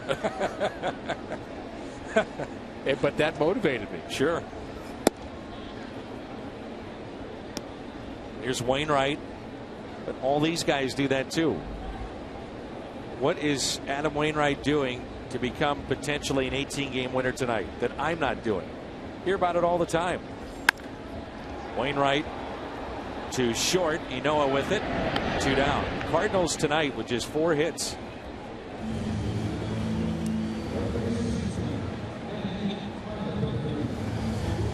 That's why if you're a young player, one of the expressions is you need to put down the microphone and take out a pad and a pen. In other words, listen, ask questions, find out what Adam Wainwright is doing. I had a great conversation with Mike Schilt the other day, the AA manager, and we talked. I've met Rick for a good hour about teaching at that level, and he said the biggest impact that is made every year, whether it's spring training or in season, when some of the older players or the former players will come down to Springfield and talk to his players, and one of them was Yadier Molina, does it in spring. Matt Carpenter does it. He said the biggest impact he has seen, though, is Chris Carpenter. And he said, I'm pounding these guys and handing them things for remembering ideas and statements and motivational tactics. And he said Chris Carpenter will go down there for 10 minutes. And he said these guys, it's almost like they don't breathe. They don't blink. All eyes on Carpenter. What's he doing to get to this level? Quick inning for Nick Massey.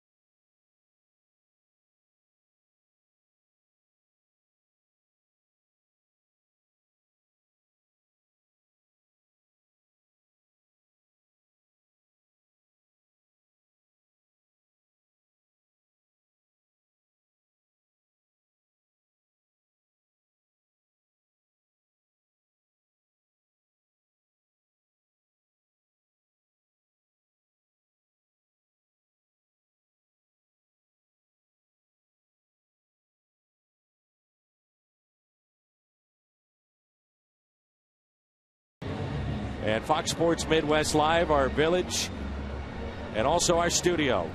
Pat Paris standing by with a Bomberito Sports Update.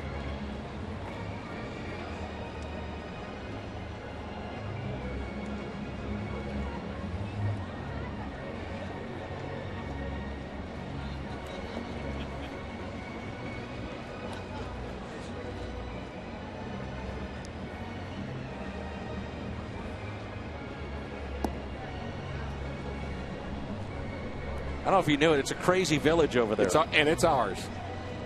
It's our village. It is. Everybody's looking at me funny like that was a crazy throw over to Pat Paris in Ballpark Village. It says Cardinals Nation over there. It's our village. It says now, Fox Sports Midwest Fox Sports Midwest Live. That makes it our village. I will have to admit, as I was saying it, I thought, this isn't going down the right road. Hold on. There's Pat. He's in the middle of the village. He's now the king of our village. He's running the village right now. Doing a great job, Pat, as always. Oh, I didn't know he used a teleprompter. I just thought he thought up all those perfect words on his own.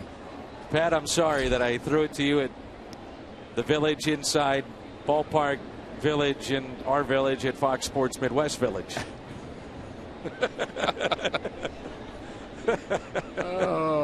Here's what's coming up. See, I could do that. Oh, yeah. Hey, it worked for Ron Burgundy, that teleprompter. Kind of. Oh, boy. And, no, I'm not going there. Nope. Nope. You're done. Yep. Here's Charlie Blackmon. The 1-1 pitch is tapped foul. A researcher all season long, and he's with us tonight in the booth, is Dan Hyatt, who does an incredible job coming up with some unique numbers and a unique way to look at games. But I find what he just found to be incredibly interesting. Adam Wainwright has just passed 700 innings since his return from Tommy John surgery. That's regular and postseason, but that's 700 in 2012, 13, and 14. That's an awful lot of innings. That does not include spring training. And how do you do that? You do that with good sound mechanics, good work ethic like we talked about, staying kind of true to your form. And by the way, throwing a lot of strikes helps too. You can get deeper into innings, pitch more innings. Just 83 pitches. De La Rosa wasn't bad tonight, but by comparison, he threw 105 pitches in just 6 innings. And I think you bring up a really good point. In those innings, how many pitches thrown? And I'll give you the list here momentarily. Who's in the top 5 of innings pitched? A breaking ball, and it's hit to the right side. Scruggs underhands to Wainwright for the out. Wainwright, the most innings in baseball since he's come back from Tommy John surgery in all of baseball. After that, it's Justin Verlander, Clayton Kershaw, Shields, and Lester. It's a pretty exclusive and very good list that Adam is at the top of. And there's a pretty high separation between, I would guess, between the first, let's say, 8 or 9 guys and everybody else. And you'll notice that when you look at the innings pitch leaders, there's only a handful of guys that are pushing 220 each year. It's just not the norm. A lot of guys get into the 5th and 6th, and that's good enough. But for Wainwright, it's not good enough. He wants to go 9. He's not happy if he doesn't go 9. We've seen those conversations when the Cardinals manager heads out and just even thinks about taking him out of a game. And you know, sometimes, as you know, Rick, and you would know better than I, that manager has to make the decision for the pitcher. Right. The pitcher does not want to come out. And by the way, Wainwright is set down 14 straight, but those two, that's exactly what they're talking about right now. What are you seeing, Derek Lilliquist? Well, here's what I'm seeing. And if we get into this portion of the order, which is what Mike Matheny, I'm sure, is thinking about right now, where are we going? What's the direction? One of the things that you can see at field level a little more clearly with players, and Mike Matheny's fond of talking about his players, and there's the curveball, good sharp curveball from Wainwright. But he's good at talking about, well, you know, he was just dragging a little bit, or Yachty was a little slow backhanding the ball. I think he needed a day off, or Wainwright started to labor just a little bit in that 7th or 8th or 9th inning. Those are some things you can see down at field level at times, and you can even hear it too in their reaction and their efforting to make a pitch, and that's why they watch so closely, not just the pitchers but all the players. There's the pitch count by inning tonight. By the way, throughout this season, the fewest pitches thrown per inning, Clayton Kershaw, just over 13. Wainwright is 5th on that list at just above 14.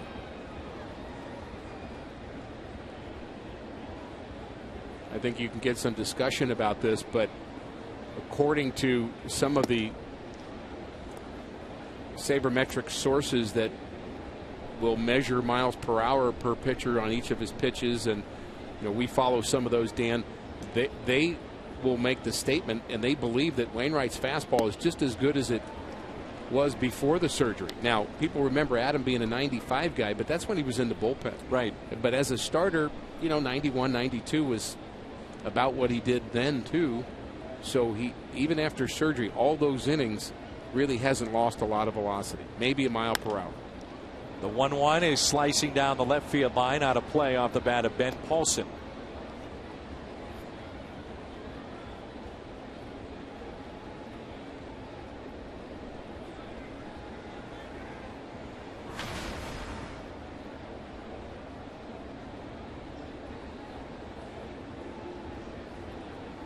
Neshek starting to throw for the Cardinals. One of the other issues is you've got a lot of relievers that haven't thrown much the last week. Good problem to have, right? It is, but at some point you're going to have to get them some work. And we went into this season wondering how the Cardinals would try to maybe curtail the innings of Adam Wainwright. All the way back in spring training, we talked about the amount of innings he had thrown because of postseason play, and there's the hesitation in the delivery. The 1-2 bounced in the dirt. Expect the quick pitch here. He likes to kind of play around with his delivery with 2 strikes to try to get the extra advantage and the off balance swing. I almost expect him to just go straight to the plate here. Something different.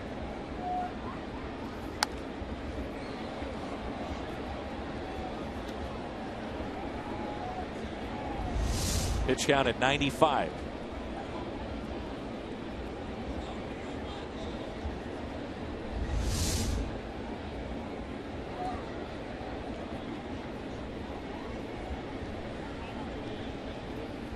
Curveball and got him. I can hear it now on the postgame show. Stay classy, St. Louis. I'm Pat Paris.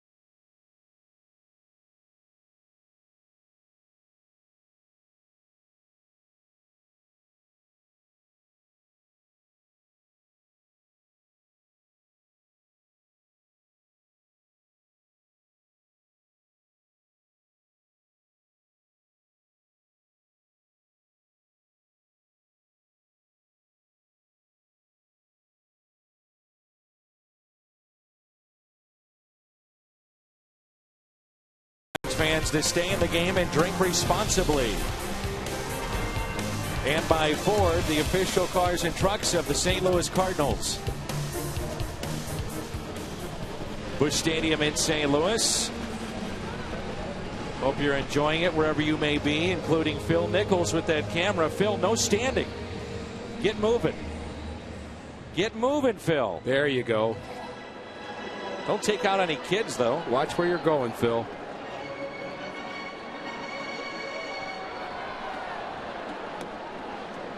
Phil Nichols is lugging that camera every night, day in and day out. Doing a great job for us. We appreciate his hard work. Here's Randall Grichuk. Phil There's no standing there. How many times do we have to go over this? Maybe he has an exemption.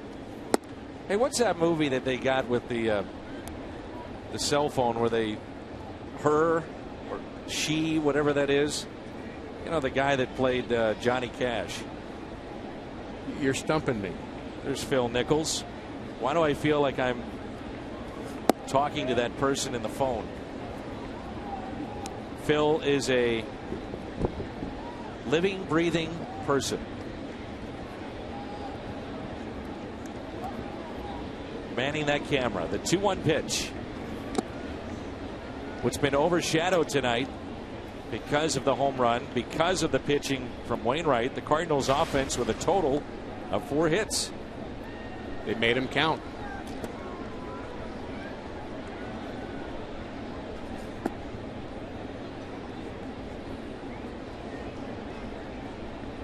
Joaquin Phoenix is who I'm thinking of. I was watching Walk the Line last night. Great in that movie.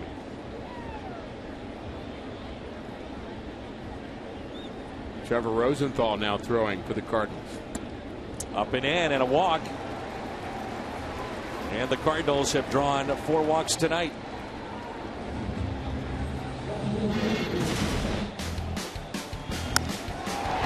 Wonder what our Nissan drive of the game may be. There's some nights you got to dig for them. Not tonight. I don't think drive is strong enough word.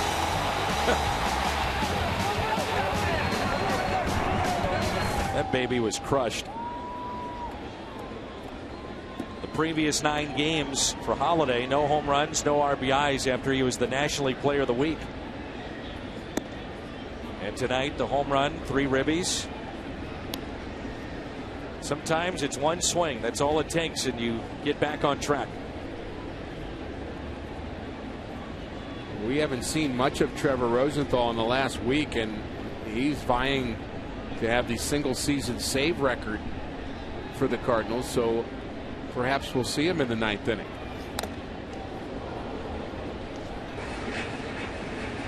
Rosenthal with 43 saves. Cardinal records at 47. There's Trevor.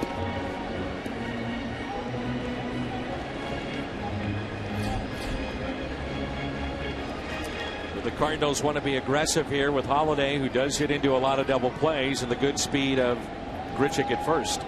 Again, easier to be aggressive when it's 4-1. I'm all for it. Hole on the right side anyway. Holiday hits the ball well to the right side generally. Hits it well to the left side too. We'll take that. Muscled that to left field, broke his bat, and the first 2 have reached.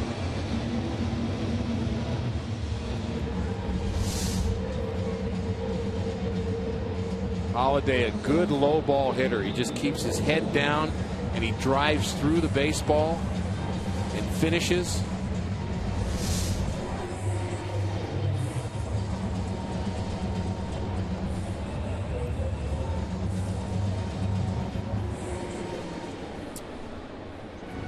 Johnny Peralta at the plate. First 2 have reached. That's Jim Wright, the pitching coach. So this will not be a pitching change. This will be a conversation about how to pitch Johnny Peralta. And you were right on it, Dan. In Peralta's first at bat, he didn't get a hit his first time up, but you could just tell he looked comfortable at the plate. And I would say a timely off day for him in Cincinnati. And sometimes you need an off day even when you don't want one, to stay sharp, and that's again the manager's job to figure that out the best he can. So 2 on, nobody out. 4-1 St. Louis. Matt Holliday, by the way, with multiple hits in all 4 games against his former team this year. And Holliday, I mentioned earlier how he's just tore up the Rockies since he was traded away. He's checking his hand. The 1-0 pitch to the Cardinals shortstop.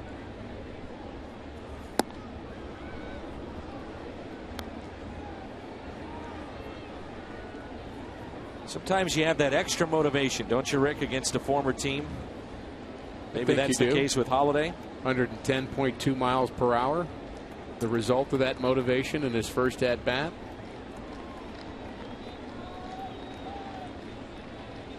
Here's a 1-1 pitch to Peralta. And a ground ball that's hit to short. Slow developing, but they turn the double play.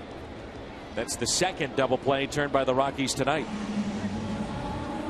This copyrighted telecast is presented by the authority of the Cardinals. It may not be reproduced or retransmitted in any form, and the accounts and descriptions of this game may not be disseminated without the express written consent of the St. Louis Cardinals.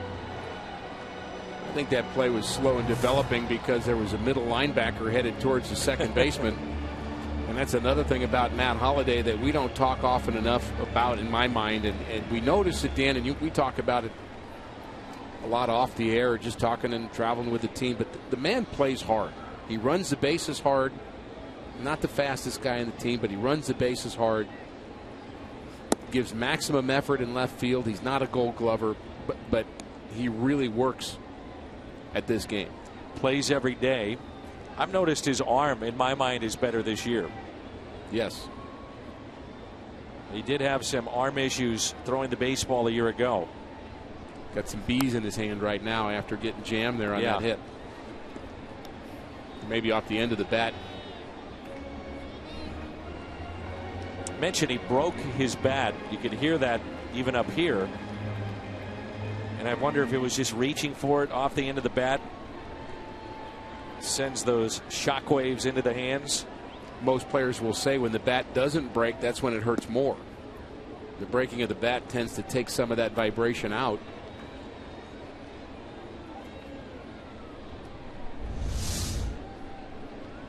Yeah, off the end of the bat and a broken bat there. You see it flying.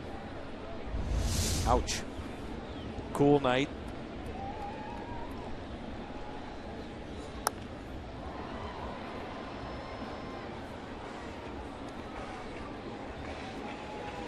Rockies, by the way, will have Arenado, Dickerson, and Rosario due up. Pittsburgh has posted a victory tonight, 7-3 over the Cubbies.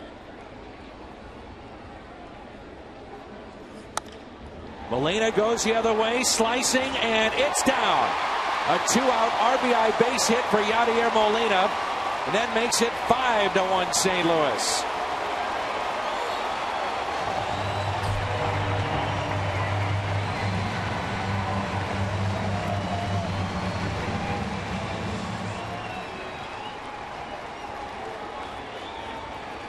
Yadi's timing's been off a little bit the last few days, but he has been such a joy to have back behind the plate. But he gets this one, squares it up enough to hit it down that right field line and make it a non-safe situation for Trevor Rosenthal, but a little more breathing room for the Cardinals in total. So as we speak, Pittsburgh has gained a half game, but if the Cardinals post a victory, they're back to 2.5 out. And a pitching change coming up. By the way, that's 2 runs scored tonight for Randal Grichuk. And Walt Weiss will go to his pen. Massett is out. We'll tell you about the change when we come back. And Xavier Scruggs will be pinch hit for by Matt Adams.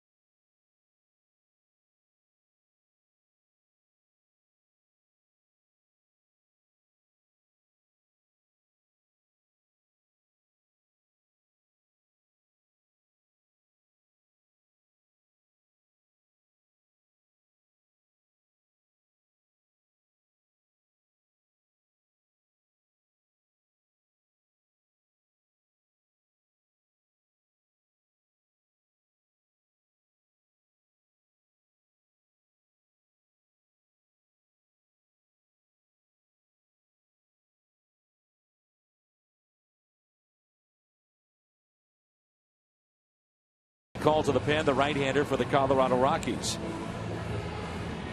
7th appearance. He's pitched 9 1/3 innings this year. And the Cardinals will pinch hit for Xavier Scruggs and bring in a masher against right-handed pitching, and that is Matt Adams. You think about Holiday's home run earlier tonight. You also think about earlier this week the home run hit by Adams in Cincinnati. And that's what's called a selfie that you just saw. You look good. No, you do. No, we both do. No, really, you look better. Wait a minute. Was that my thumb in it? Let's do it again. Oh, I was right. Yes. Oh. Perfect.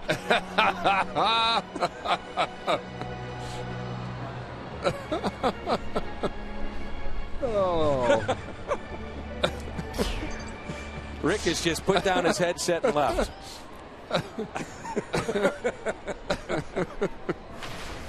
Oh, boy.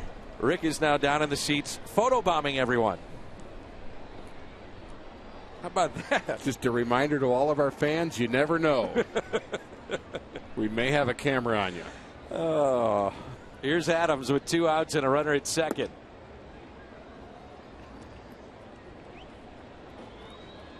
I still think that you and Al should get together on a selfie and submit that for an AT&T fan photo. We'll do it before the year's over.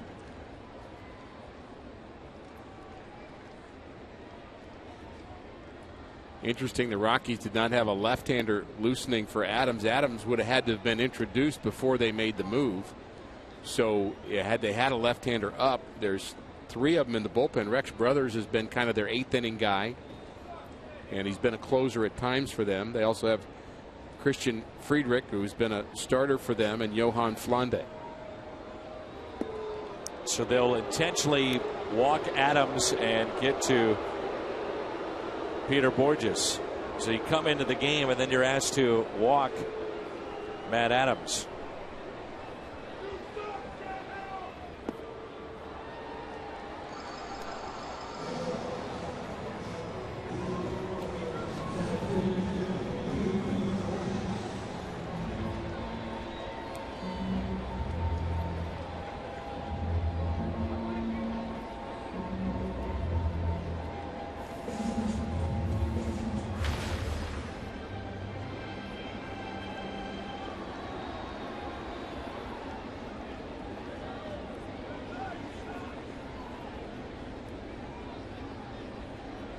So 2 outs and 2 on for Peter Borges.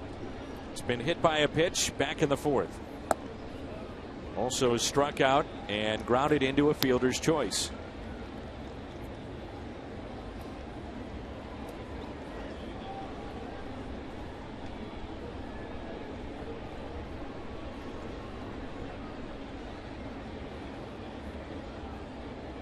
Wonder if there's any thought to John Jay here. Oscar Taveras. And again, a little odd that the Rockies don't at least have a left-hander standing up there, just to be a decoy, if anything else, to keep the Cardinals from doing that. Ellis on deck. Wainwright, by the way, is at 96 pitches. Could be hitting Colton Wong here. Sure. 2-0 pitch. And Borges skies one into shallow left. And the catch is made by Dickerson. We head to the 9th. Cardinals add to their lead. It's 5-1 St. Louis.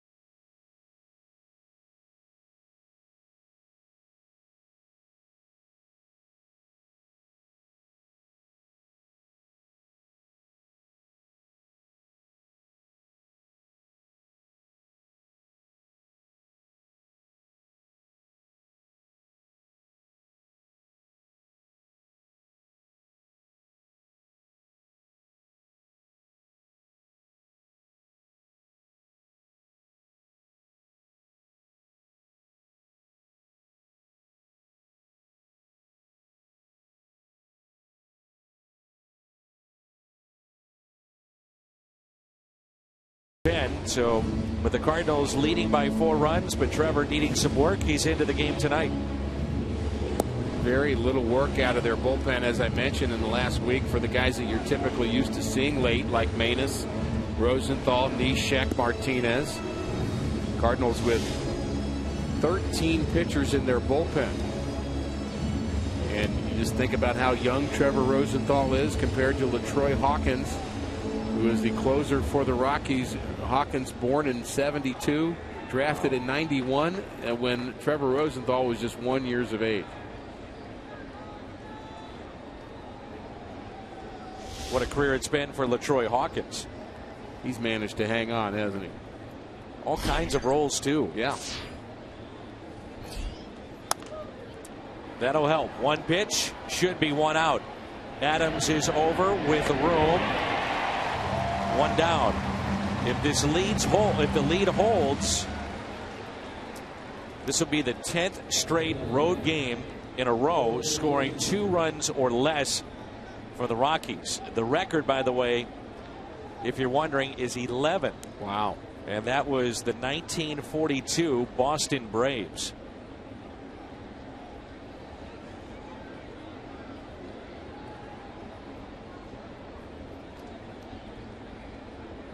Rick, you were right on this with Justin Morneau and wondering about, did he hurt his side? Well, the answer is yes.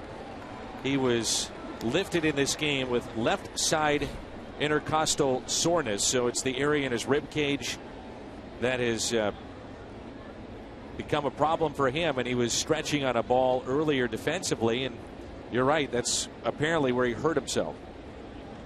Looked a little uncomfortable making that play, dropped the ball, was really trying to maybe stretch as far as he could. You mentioned again, it's a I wouldn't say a cold night, but a chillier night than we've been used to the last month or so, and maybe all that contributing to Morneau being injured. And that would be a blow for them for this series, and he's not able to finish this series. Adam Wainwright finished up the game, setting down 16 straight Rockies. 8 innings, 6 hits, 1 earned. Matt Holliday 2 for 4. The Cardinals with 6 hits tonight. Those 2, Wainwright, Holliday, are Budweiser players of the game. 44th sellout here tonight. Crowd of 45,108, and it's up to Willeen Rosario to extend the ballgame.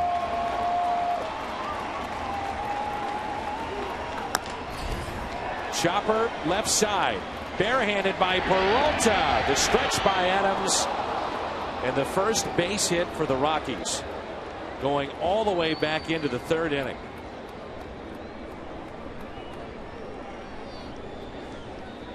That's their first runner as well. No walks in that time frame. No hit batters. Rafael Inoa, the switch hitter, will come up with 2 outs and a runner at first. And Dan, one more word about Adam Wainwright. Early on, we didn't think he had tremendous stuff, but that's how good Adam Wainwright is at pitching. That he somehow turns that into 8 innings, 1 run, no walks, and 8 strikeouts. Terrific performance for Adam Wainwright.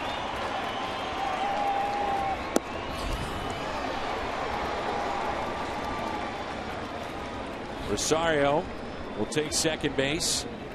Defensive indifference. How do we score that? DI? That would be it.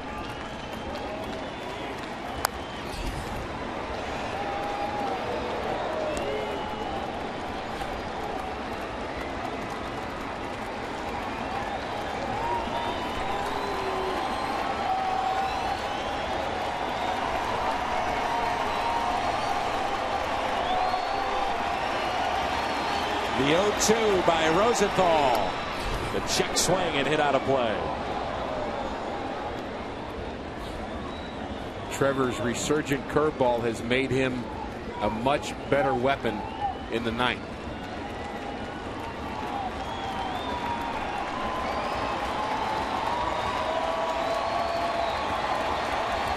We'll do it again on 0-2. Ground ball. Peralta to his left. That'll save a run. So back-to-back infield hits to extend this game.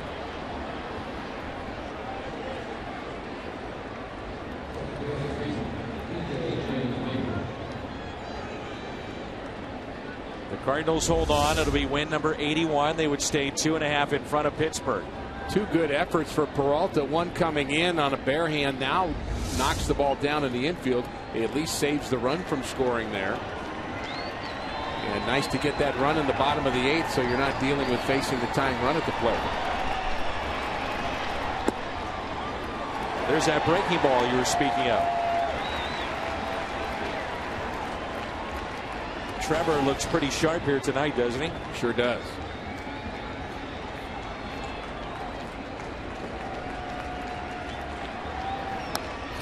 And again, the Rockies down to their final strike.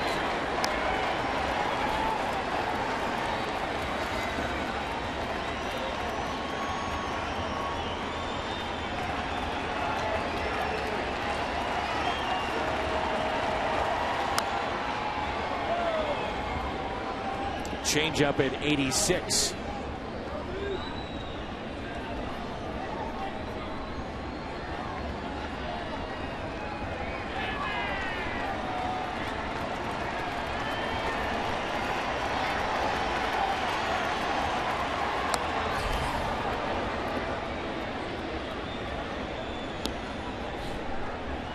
When you throw 98 and you're not afraid to throw an 0-2 changeup with 2 outs in the 9th inning, that's how good your changeup is. It's a swing and miss changeup for Rosenthal. We may see it again here.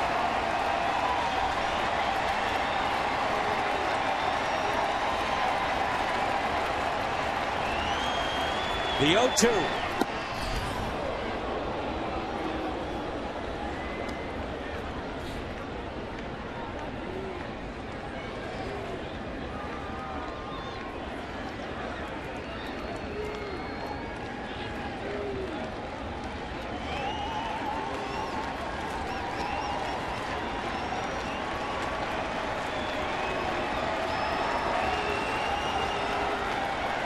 One-two pitch. Got him. Win number 81. Win number 18 for Wainwright. And the Cardinals take the first game of this weekend series.